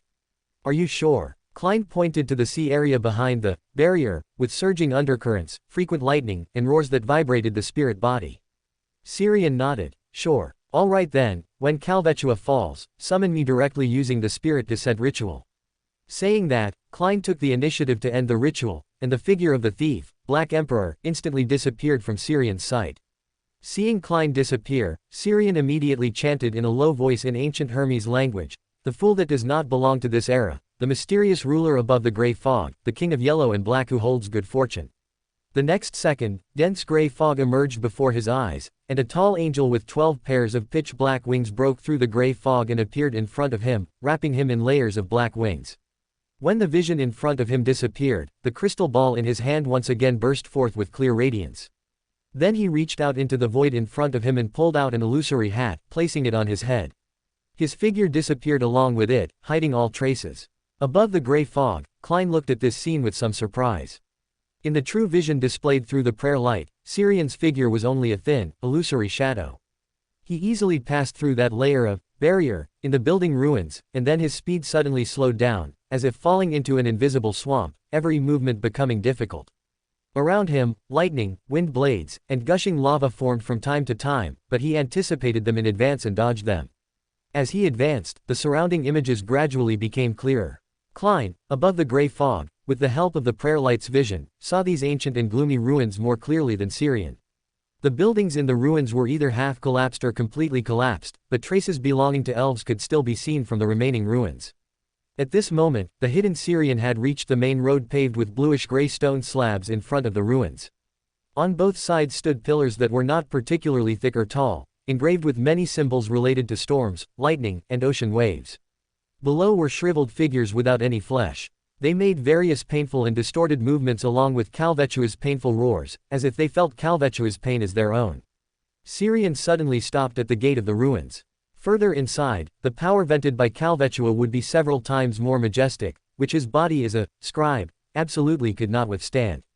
Before his eyes, gray fog surged, and then the paper figurine angel with 12 pairs of pitch black wings appeared again, wrapping him with layered wings, giving him blessing and protection. The roars from Calvetua, which had been faintly echoing in his ears, disappeared instantly. He gave a thumbs up to the unseen place, then lowered his head, an illusory book flipping rapidly in his eyes. "I came, I saw, I recorded." The plague storm, recorded from Edifana earlier, formed instantly, quietly planting seeds of contagious madness in the nearby islands of the mind. These seeds rushed toward the island of the mind belonging to the sea god, Calvetua, via the surrounding sea of collective subconscious. Then he looked up at Calvetua coiled on the huge pillar, the illusory book reflected in his eyes flipping continuously. The next second, an invisible transparent breath appeared out of thin air and landed on Calvetua's body, which was larger than an ordinary small hill. Mind breath. Calvetua's twisting and roaring body stiffened, freezing as if struck by lightning, its vertical pupils, comparable to the size of a carriage, temporarily losing focus. Its already insane spirit was almost torn apart by this blow, and its spirit body was nearly pierced through. Before Calvetua could recover, Syrian reached out and grabbed the transparent, almost illusory crystal. As brilliant starlight surged, his figure detached from the ruins and returned to the spirit world. Roar. The next second, sound waves filled with pain and madness echoed, setting off a series of sonic booms, mixed with the wailing of the wind domain. The ruins, which were already little more than debris, collapsed continuously under the sweep of the sound waves. Terrifying hurricanes visible to the naked eye spiraled and wound around, as if to send the entire ruins into the sky. Outside Byam City, the sky turned gloomy for no reason. The waves that had been suppressed within a normal range by the Sea King suddenly surged high, as if to form a terrifying giant wave that would swallow everything. Rumble. Lightning and thunder appeared one after another, followed by bean-sized raindrops falling. Amidst the whistling wind, Sea King, Jan Kotman appeared high in the sky with a gloomy face. He didn't expect that Calvetua, which he had been suppressing firmly, could suddenly erupt. But such an eruption also indicates that Calvetua has reached its end, it is the final radiance before death. Whispering, he opened the golden-covered, majestic-looking book he held in his hand and wrote a line of luminous words with the quill pen he carried. "Disasters are prohibited here." The words he wrote emitted golden light one by one, gathering into a brilliant radiance. Enveloped in the brilliant radiance, the entire page quickly faded and disappeared, as if merging with the laws of the world. Immediately after, the falling rainstorm was erased by an invisible force, turning into sparse raindrops, and the thick dark clouds in the sky also thinned significantly. This was a level 1 sealed artifact he had specially applied for from the headquarters, the Storm Abyss Cathedral, in order to restrict the painter, Randolph Carter, who could freely appear in various places. Jan Cotman's gaze swept around, and a howling gale surged from his body, dispersing the last bits of dark clouds. Outside the city, the newly formed giant wave suddenly froze and then silently collapsed. The power Calvetua briefly erupted after being stimulated was suppressed back by the Sea King. Chapter 361, Losing Control. Deep within the underwater ruins, Calvetua's vertical pupils, larger than carriage wheels, grew murky and filled with madness. The seeds of the plague storm Sirian had previously planted in its mental world had erupted. Various psychological illnesses and extreme madness broke out one after another. Within its island of consciousness and mental world, countless frenzied thoughts sprouted, turning into a mental storm that swept through the surroundings, whipping up terrifying tsunamis and calamities within the deep sea of the collective subconscious. The storms and waves of the mental world battered the island of consciousness again and again. Amidst a phantom sound of shattering, its mental barrier was directly destroyed. For Calvetua, who was already losing control and on the brink of collapse, such an attack was most malicious. Under the ravages of the plague storm, the speed at which its remaining spirit collapsed was greatly accelerated. Driven by the mental collapse, its physical body also began to crumble at a speed visible to the naked eye. Above the gray fog, Klein watched this scene dumbfoundedly and couldn't help but ask, "What did you do?" "I probably completely destroyed its remaining spirit." Sirian shrugged. After a short pause, he explained, "Its condition was even more fragile and terrible than I thought. The original effect of mental breath should have only caused it to briefly lose focus and stiffen, but now it has directly caused irreparable damage to its mind and spirit body. The plague storm, targeted at its consciousness and spirit, pushed its remaining spirit even further toward destruction." After a moment of silence, Klein's voice rang out again, "How much longer do you think it can hold out?" Sirian looked at the giant sea serpent behind the barrier, its body collapsing at an accelerated rate and its life force plummeting like a cliff. He thought for a moment and said, 1 minute, or 10 minutes. In any case, it won't exceed an hour. As he spoke, he shook out a piece of drawing paper and manifested the spirit descending ritual depicted on it. Above the gray fog, Klein immediately responded. Within the constantly expanding and stretching candle flame, the figure of the thief, the Black Emperor, emerged out of thin air. The two waited in the architectural ruins of the spirit world for about 10 minutes, until no more roars came from the other side of the barrier. Clang! A gold coin was casually flipped by Sirian. After completing a simple divination, he looked at Klein beside him and said, "Calvetua has completely fallen." Having said that, he stepped forward, crossing the barrier between the spirit world and reality once again, appearing within the range of the underwater ruins. After experiencing Calvetua's final bout of madness and struggle, the entire underwater ruins had turned completely into rubble. The buildings that were previously only semi-collapsed were now thoroughly demolished. The massive pillar extending from the center of the ruins, which seemed to support the entire site, had been snapped by Calvetua and was now leaning half-collapsed against the top of a nearby building. At this moment, within the scope of the underwater ruins, a roar filled with emotions like resentment, pain, and madness, one that could penetrate spirit bodies, echoed for a long time. This was Calvetua's resentment, pain, and madness before death. It was its final roar. Even though it was now completely dead, this roar of resentment continued to echo for a long time. Sirian suspected that if it wasn't cleaned up, this sound wouldn't dissipate for several years, decades, or even a century. This is the influence of a demigod. It's on a completely different level from ordinary beyonders. Beside him, Klein nodded silently, then looked at the collapsed and semi-collapsed stone pillars lining both sides of the avenue paved with bluish-gray stone slabs. Beneath the stone pillars, sea gods goddess with numb and frenzied expressions and bodies that had become weathered and shriveled discovered the intruders and rushed toward them with weapons. Sirian clenched his right hand into a fist and spoke majestically to the slightly viscous air, "The resurrection of the dead is prohibited here." As his voice fell, the sea gods goddess rushing toward them with weapons all stiffened simultaneously and then collapsed to the ground. All spirit vanished from their numb and frenzied faces, making them look like corpses lying quietly in coffins. Klein, who was just about to act, paused for a moment, then decisively changed his plan of action. He infused spirituality into the sun brooch, while lowing a word in ancient Hermes language, sun. Instantly, golden illusory flames ignited out of thin air on the bluish-gray stone slab avenue ahead. These flames emitted a pure and holy solar aura. Because they were so dense, they connected into an ocean, enveloping all the fallen sea gods' goddess, burning and purifying all the evil within their bodies. Sirian watched seriously from the side, recording this Beyonder ability. After half a minute, the burning golden flames extinguished. The sea gods' goddess lying on the ground had the residual power and aura within their bodies burned away, turning into the most ordinary of corpses.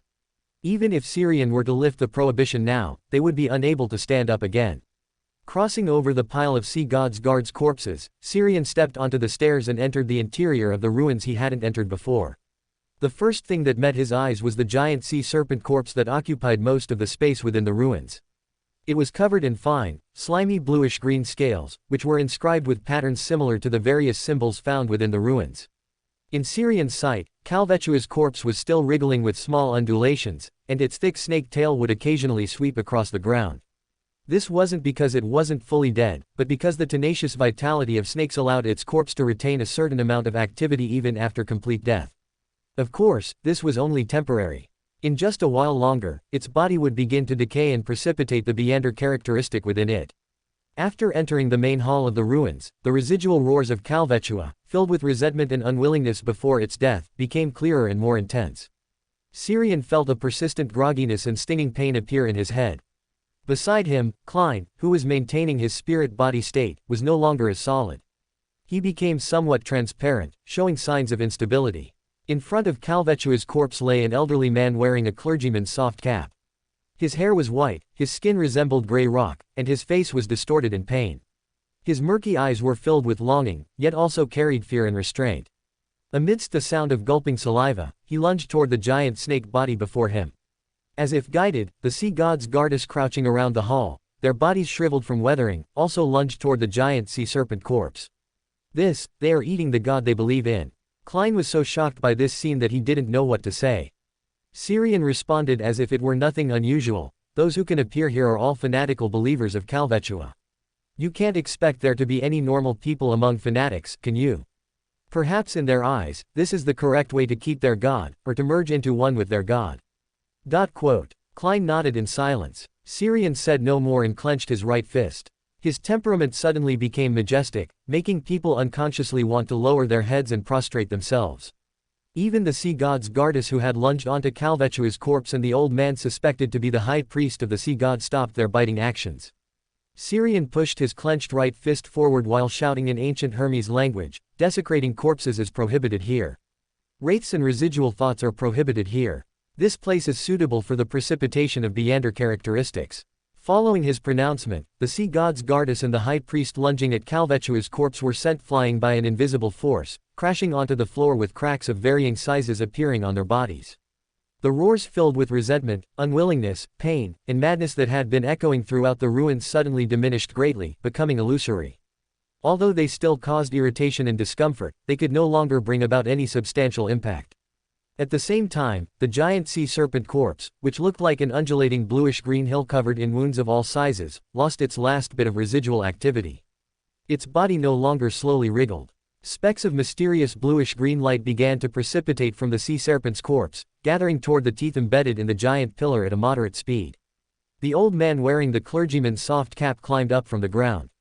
Bluish-green light flickered in his murky eyes. From beneath his tattered robes, slimy octopus tentacles slithered out. Fine bluish-green scales grew on his exposed skin, along with coarse, stiff gray-black wolf fur. His blood-red mouth opened, emitting a roar that did not sound human. Roar. Klein couldn't help but frown. He shouldn't have eaten much of Calvetua's flesh and blood, so how could he lose control? Sirian narrowed his eyes slightly. He could see the truth regarding this high priest of the sea god. It was a transparent and distorted bluish-green sea serpent phantom, wrapped in silver-white chains, that was burrowing into the high priest's body. The sea serpent phantom was Calvetua's residual will, and the silver-white chains represented the rules he had established. Logically speaking, the rules established by a Sequence 5 mystical item would find it difficult to affect the will of a Sequence 3, but its residual will was too weak, and the flesh and blood the high priest had consumed was too little. Simply put, Calvetua tried to transfer its residual will onto its high priest, but it didn't succeed. Instead, it created an unsightly monster. It's not good at this sort of thing, and its intelligence isn't high enough. It acts entirely on instinct, plus there are the rules I just established. Also, the plague storm I left behind earlier didn't just affect Calvechua, it also affected the sea gods Gardas and the high priest here. So they have all gone mad and lost control. It's just that they were previously suppressed by Calvechua. Even if they went mad, they could only prostrate themselves on the ground and tremble. Klein floated silently to the side. If the situation weren't inappropriate, he really would have wanted to give a thumbs up. A casually tossed, plague storm, had crushed a sea god, and even driven its guards and high priest insane. A scribe, who could use demigod abilities seriously disrupted the balance of the 22 pathways. Unfortunately, the mysterious world has no GM. As he lamented inwardly, the sea gods Gardas with weathered and shriveled bodies had already fallen into chaos, biting each other like frenzied beasts. The high priest, with bluish-green light flickering in his eyes, looked toward Syrian standing at the entrance, his eyes filled with undisguised hatred and malice. Whoosh! Dull wind pressure gushed out from the high priest's body, swirling into gales that made it difficult to move an inch. Thin, sharp wind blades were swept up in the wind, shooting toward Syrian. The moment these wind blades approached him, they fell into chaos, turning around one after another to sink into the ground or the surrounding walls. The wriggling hunger on Klein's hand became transparent and cold, like skin just peeled off a wraith. His figure also became transparent immediately after, vanishing from the spot. In the next second, he leapt out from the high priest's eyes, and his head, encased in a pitch-black helmet, emitted a silent shriek. The high priest froze in place with vacant eyes, as bright red blood flowed from his nostrils, ears, and the corners of his eyes. The howling, swirling gales also quickly collapsed and dissipated after losing the maintenance of spirituality. The sea gods Gardas with shriveled bodies stopped biting each other and rolled on the ground in pain, clutching their heads. Syrian's fist-clenching motion paused, and then he raised his hand to press against his groggy and stinging head. The wraith's shriek ability did not distinguish between friend and foe. On the other side, the wriggling hunger on Klein's hand turned into a lifeless grayish-white. At the same time, a layer of translucent ice spread from beneath his feet, quickly covering half the hall. The high priest in front of him, as well as the sea gods Gardas rolling in pain behind him, turned into vivid ice sculptures in an instant. Then Klein clenched his right fist, twisted his waist and back, and swung it out violently. Bang! The sea god high priest, frozen in ice, was smashed and sent flying backward. Then he infused spirituality into the sun brooch, again while snapping his fingers to create golden-tinged air bullets. Bang! Bang! Bang! One golden-tinged air bullet after another landed on the high priest, blooming into blood flowers on his chest, shoulders, and abdomen. Having recovered from the wraith's shriek, Syrian pushed his right fist forward. Imprisonment. Layer after layer of transparent walls appeared, firmly freezing the out-of-control sea god high priest in place. In the next second, a magnificent and pure pillar of blazing light descended from the sky, enveloping his out-of-control body. Wisps of black smoke shaped like snakes burrowed out of him, vanishing with silent screams under the blazing light. Syrian locked his gaze onto the high priest's head, swung his right fist, and shouted, "Die!" Boom! The high priest's forehead and the bridge of his nose instantly caved in, and his two eyes flickering with bluish-green light also became somewhat deformed. From beneath his tattered robes, more slimy tentacles with strange patterns burrowed out. Gills and fins grew at his jawline, while his face became covered in coarse, stiff wolf fur. His fingernails became sharp, long, and pointed, with a layer of fleshy membrane appearing between his fingers. With a tearing sound, his already tattered robes turned completely into shredded rags. His body expanded into a monster covered in tentacles and scales, half wolf and half fish. He looked like a super hybrid born from multiple marine species having an affair with a land wolf. He had completely lost control. Greater than. Chapter 362, One Step Too Late. Slap, slap. Slimy, blue-green tentacles slapped against the floor, each strike leaving behind a cracked indentation. Watching the out-of-control monster thrashing about, Syrian raised his hand to push forward and whispered in the ancient Hermes language, "This place prohibits damage to buildings." Following his decree, the tentacles of the out-of-control monster that were slapping the floor were repelled by an invisible force, scales shedding and blood splattering. This seemed to incite its ferocity and madness even more, as it swung even more tentacles to slap the floor with greater force. Slap. The force reflected back by the rule tore its skin and flesh, and several tentacles snapped directly. Roar. A low, beast-like roar whipped up a violent wind pressure in the hall. Klein, who had just rushed up, was blown away. Syrian grasped the pocket watch wrapped around his left wrist. The wind pressure around him became chaotic, no longer violent and dangerous, merely stirring his clothes and hair. His gaze swept over the scratches on the floor, and then the corners of his mouth curled up. Every time that out-of-control monster violated the established rule, besides suffering the punishment of the rule, it would also grant the one who set the rule a certain degree of strengthening. Feeling the power superimposed onto himself, he clenched his fist again and swung it violently.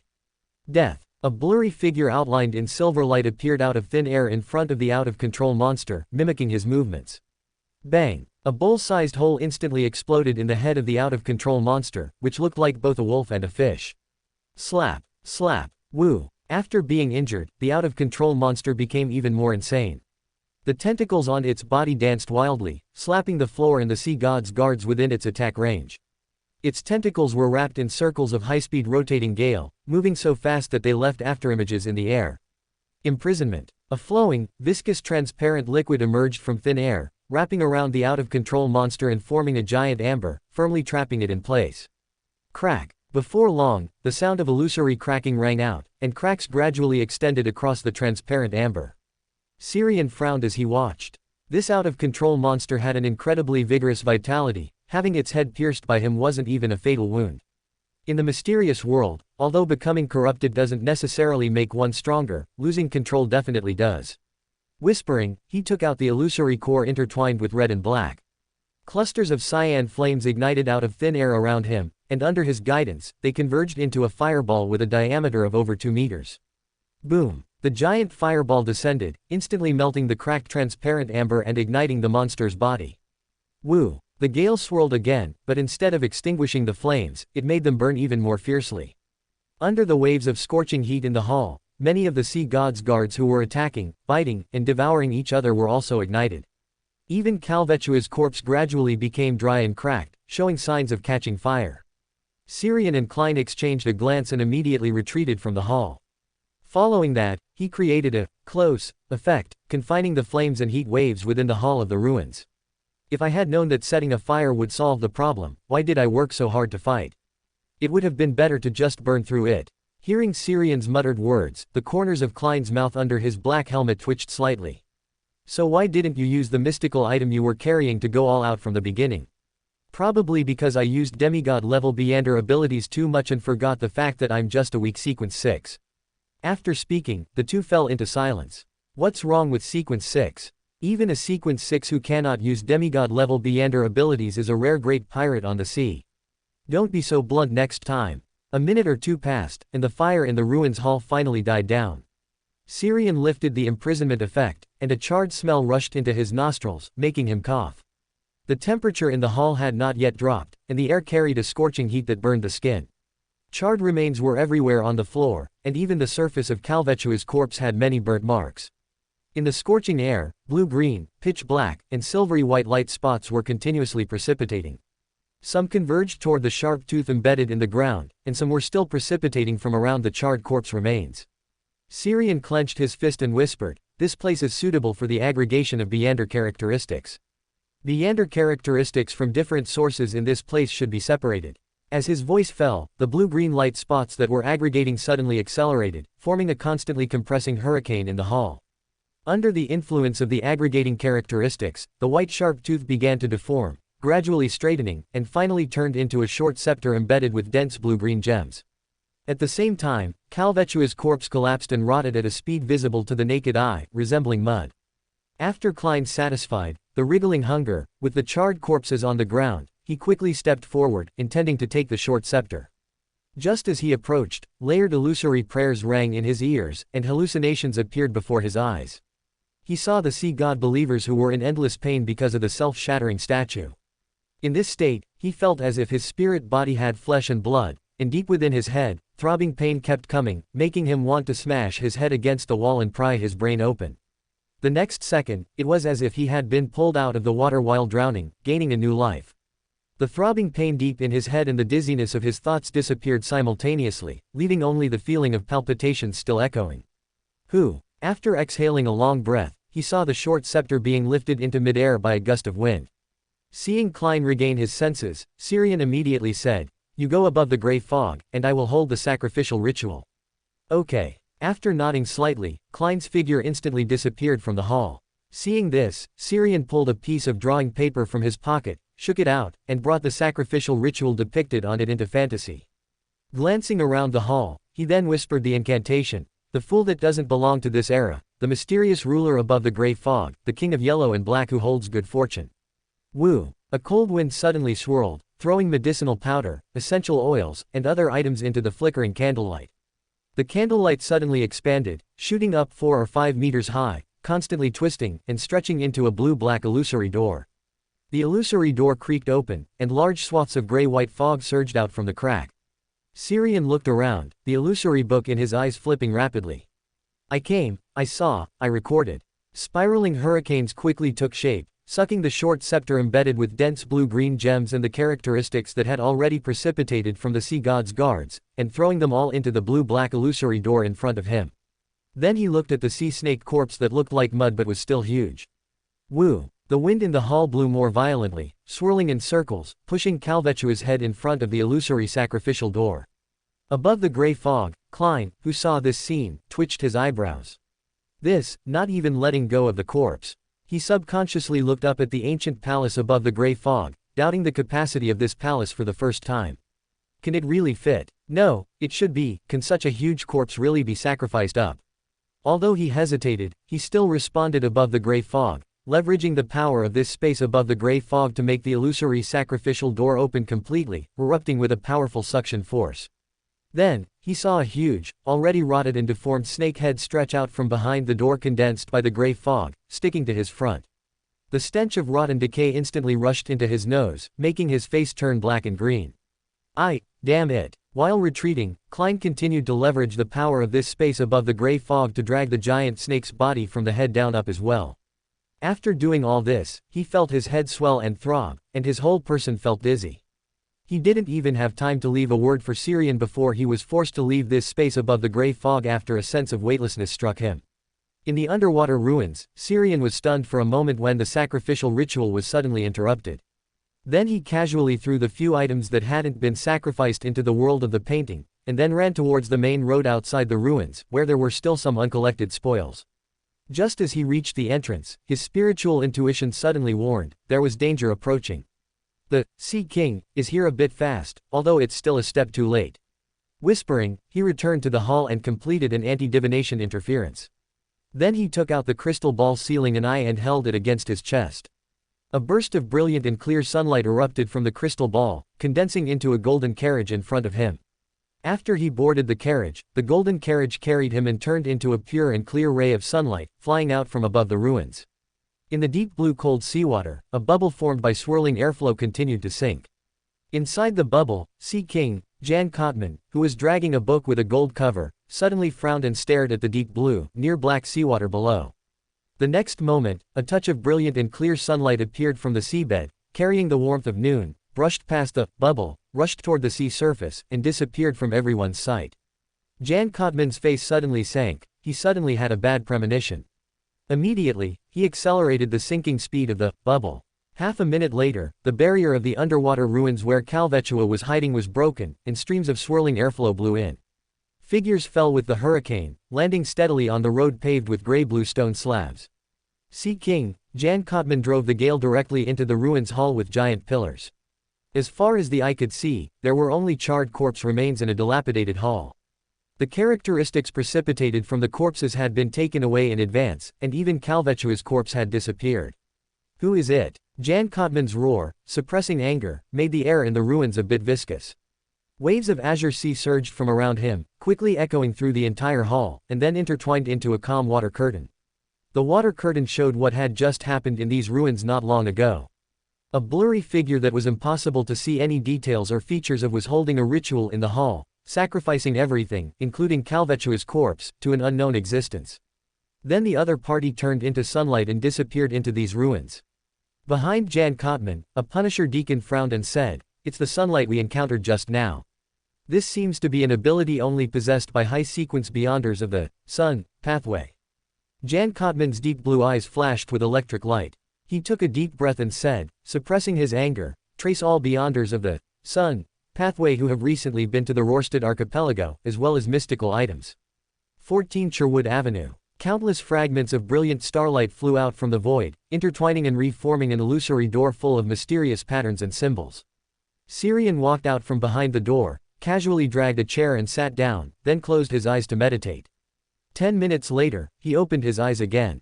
Gray fog surged before his eyes, and the figure of the fool sat high above the gray fog. After locking eyes with the gaze cast down by the fool from above the gray fog, he said calmly, "I'm fine, but I need to make a record first and digest the potion. We'll talk about the spoils tomorrow. By the way, do you plan to respond to the believers of Thesia God? If you respond, I'll go and watch." Klein was silent for a moment before saying, "Respond. For a very long time, those believers of Thesia God will not accept this worst result, just like the City of Silver. 2,000 years have passed, and they are still sacrificing to the one they believe in. Extremist faith without response will only make them more crazy. This is not a good result. I will give them some guidance, telling them what the correct way of faith is, but I am not responsible for saving their fate. This is not something I can do at the moment." After a slight pause, Syrian suddenly heard Klein's chuckle. "Isn't a sea god also a role-playing object? Although it may not necessarily receive a response." Syrian nodded. "A good idea. You think about how to respond to the believers of Thesia God. First, I want to draw everything that happened today." Early in the morning, when the sky was just getting light, Syrian came to the area where the natives gathered on Blue Mountain Island according to Klein's guidance. He saw many terrified natives surrounding a broken statue, some weeping, some silent, some unwilling, some angry. The next second, gray fog surged before his eyes, and then he saw a blurry figure standing on roaring waves, surrounded by hurricanes and lightning. In his ears was an indifferent and grand voice, "I have returned." After a slight pause, the voice continued to ring out. Syrian saw those figures surrounding the statue suddenly freeze, then become excited, and become ecstatic. In his hands, a scroll clearly recording the scene before him quickly took shape. At the same time, the sound of illusory things shattering rang in his ears, and a piece of illusory, indescribably attractive starry sky appeared before his eyes. His scribe potion was completely digested at this moment. Chapter 363, Traveler. Looking at the crowd in the distance cheering and crying with excitement, Syrian curled his lips in a good mood. It wasn't easy. This last bit of potion has finally been digested. With this outrageous digestion speed, I'm even starting to suspect that the scribe characteristic I obtained back then actually contained a double portion. Or perhaps Adam secretly stuffed an extra characteristic into me when I wasn't looking. Collecting his thoughts, he glanced at the brightening horizon, stepped back, and his figure quietly vanished into the thick shadows. In the spirit world, with the help and guidance of the pure light, he had established special coordinates in 4 completely different and far apart locations. After finishing this, he returned to 14 Aromatic Wood Avenue and then entered meditation to adjust his state. He was unsure if his advancement to Traveler required the assistance of a ritual, so he was just being extra prepared. No matter where one is in the spirit world, one can see the 7 pure lights at the very top. Even if one truly gets lost, one can ask them. However, besides preventing one from getting lost in the spirit world, the effect of the special coordinates was to effectively maintain self-awareness, an effect Syrian valued more. After adjusting his state and ending the meditation, Syrian exhaled softly, pulled out the drawing paper he had prepared long ago, and materialized the materials depicted on it through fantasy. Clang! He casually tossed a gold coin and performed a simple divination. After confirming that the auxiliary materials materialized through fantasy were also effective, he placed the gray, white and dark green powders, the bright red blood, and the star chart into a glass cup one by one. Finally, he took out that crystal, which was so transparent it was nearly illusory, and placed it into the glass cup as well. With a gentle shaking motion, the powder, blood, star chart, and crystal in the glass cup mixed together, gradually melting into a complex liquid. After a few breaths, the constantly changing liquid in the glass cup finally settled. The liquid in the cup was whitish in color, as transparent as half-melted snow water, with pale green bubbles occasionally rising inside. He didn't perform a divination this time because his own spiritual intuition had already given him feedback that the potion in his hand was a success. He took a deep breath and then exhaled a long one. After preparing himself mentally, he brought the glass cup to his lips, tilted his head back slightly, and drank the liquid inside in one gulp. The ice-cold liquid, which had no taste at all, slid down his throat into his esophagus and was completely absorbed by his body before it could reach his stomach.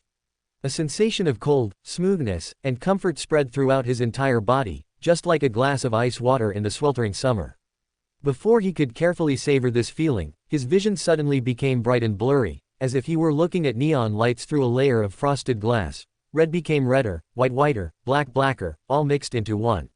In a trance, he felt his thoughts suddenly become very light, like a balloon filled with hydrogen, floating up bit by bit, faster and faster, higher and higher. As he rose, he seemed to sense heaven, an existence that made every cell in his body and every thread of his thoughts rejoice. He instinctively wanted to get closer to it, wanted to arrive there. So he began to elevate himself without pause, moving closer to that heaven in his heart. But there seemed to be a very, very long distance between him and that heaven. Even though he kept trying hard to elevate himself and move closer, he was still far away.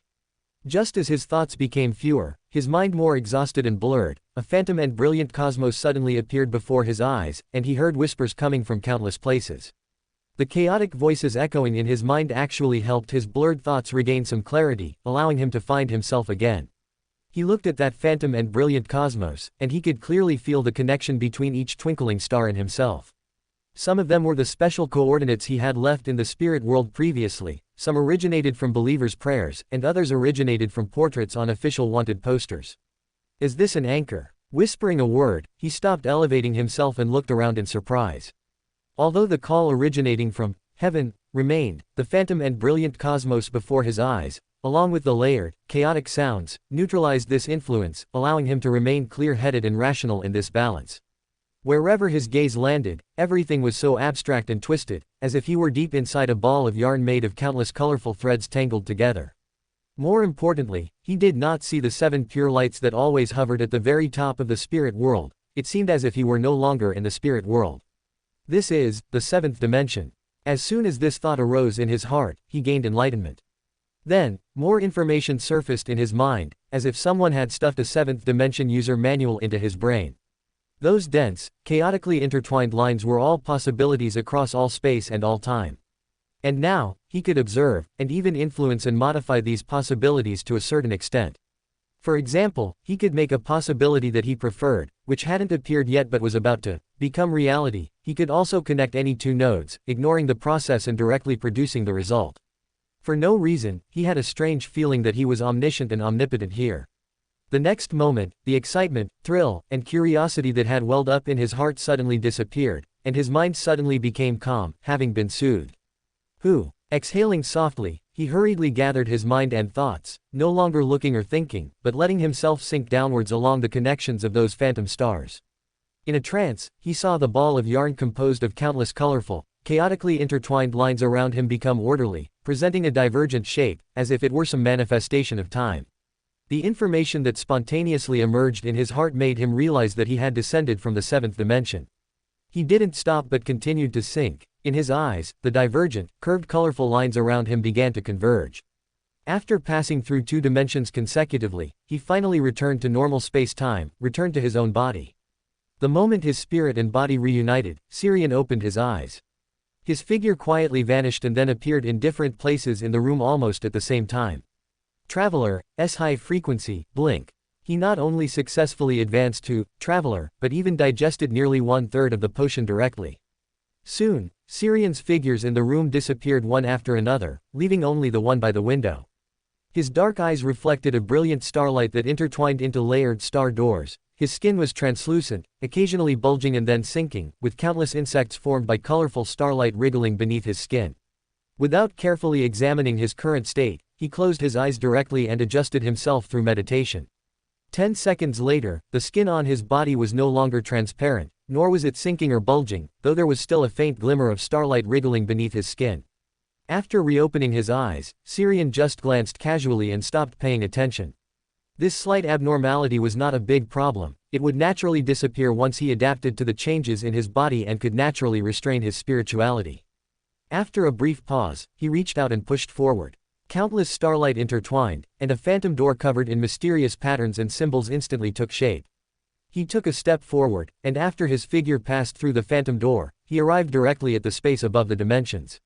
After becoming a traveler, his connection to this space became clear, and he could enter, exit, and utilize it at will.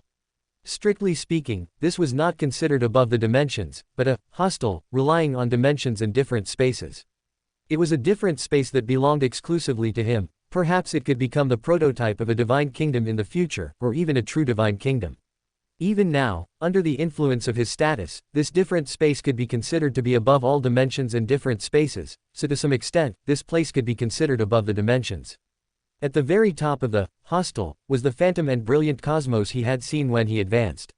However, most of the stars within it had become faint. Although he could sense them, it was difficult to establish a substantial connection, as if the signal was poor due to the long distance.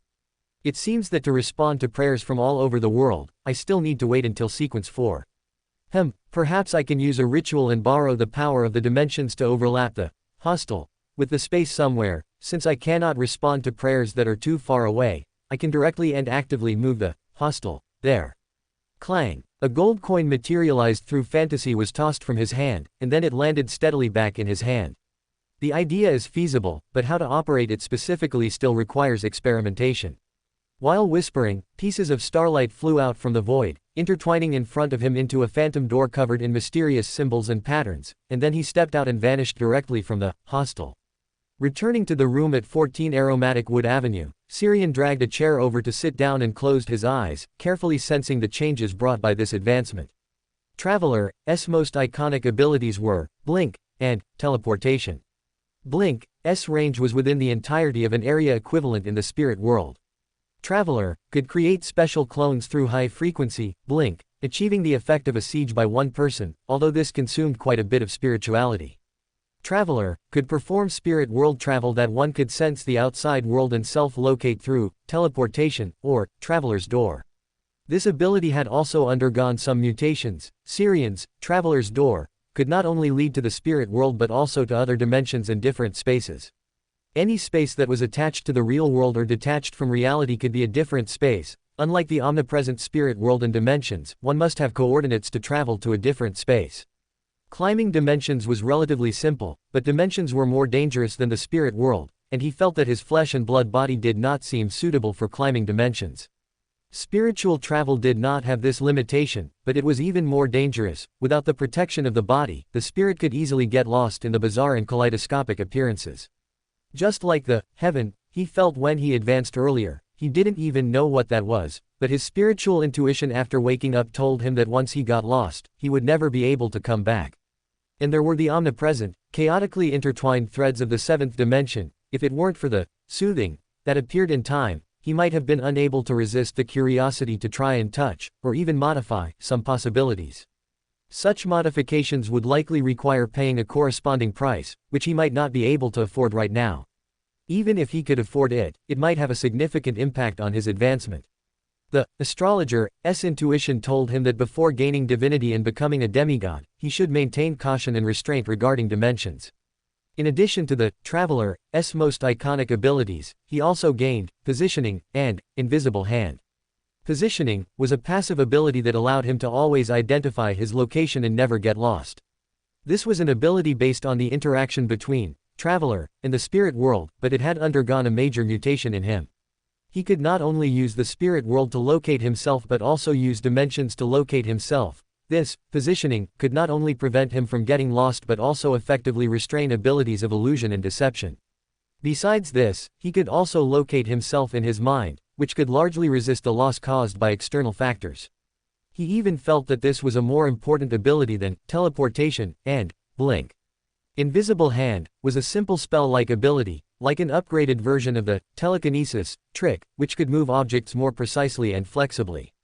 It was relatively easy when moving objects that did not exceed his own weight and volume. Once this limit was exceeded, the consumption of spirituality would become greater and greater, and it would become increasingly difficult to operate. In addition to the newly acquired abilities, his original Beyonder abilities had also been strengthened to a certain extent. The number of demigod-level abilities he could record had increased to 5, with specific effects close to sequence 4, and his other abilities had also received significant strengthening. This was also because the Traveler characteristic he used for advancement itself contained an extra portion of sequence 9 to sequence 6 characteristics. In other words, he now needed to redigest the potions from apprentice to scribe. What a headache! Can a kind Amen come and help me steal the extra characteristics in my body? While sighing, he suddenly heard an echo from within his mind. As he settled his mind, the echo within his mind intertwined into a coordinate that did not exist in reality.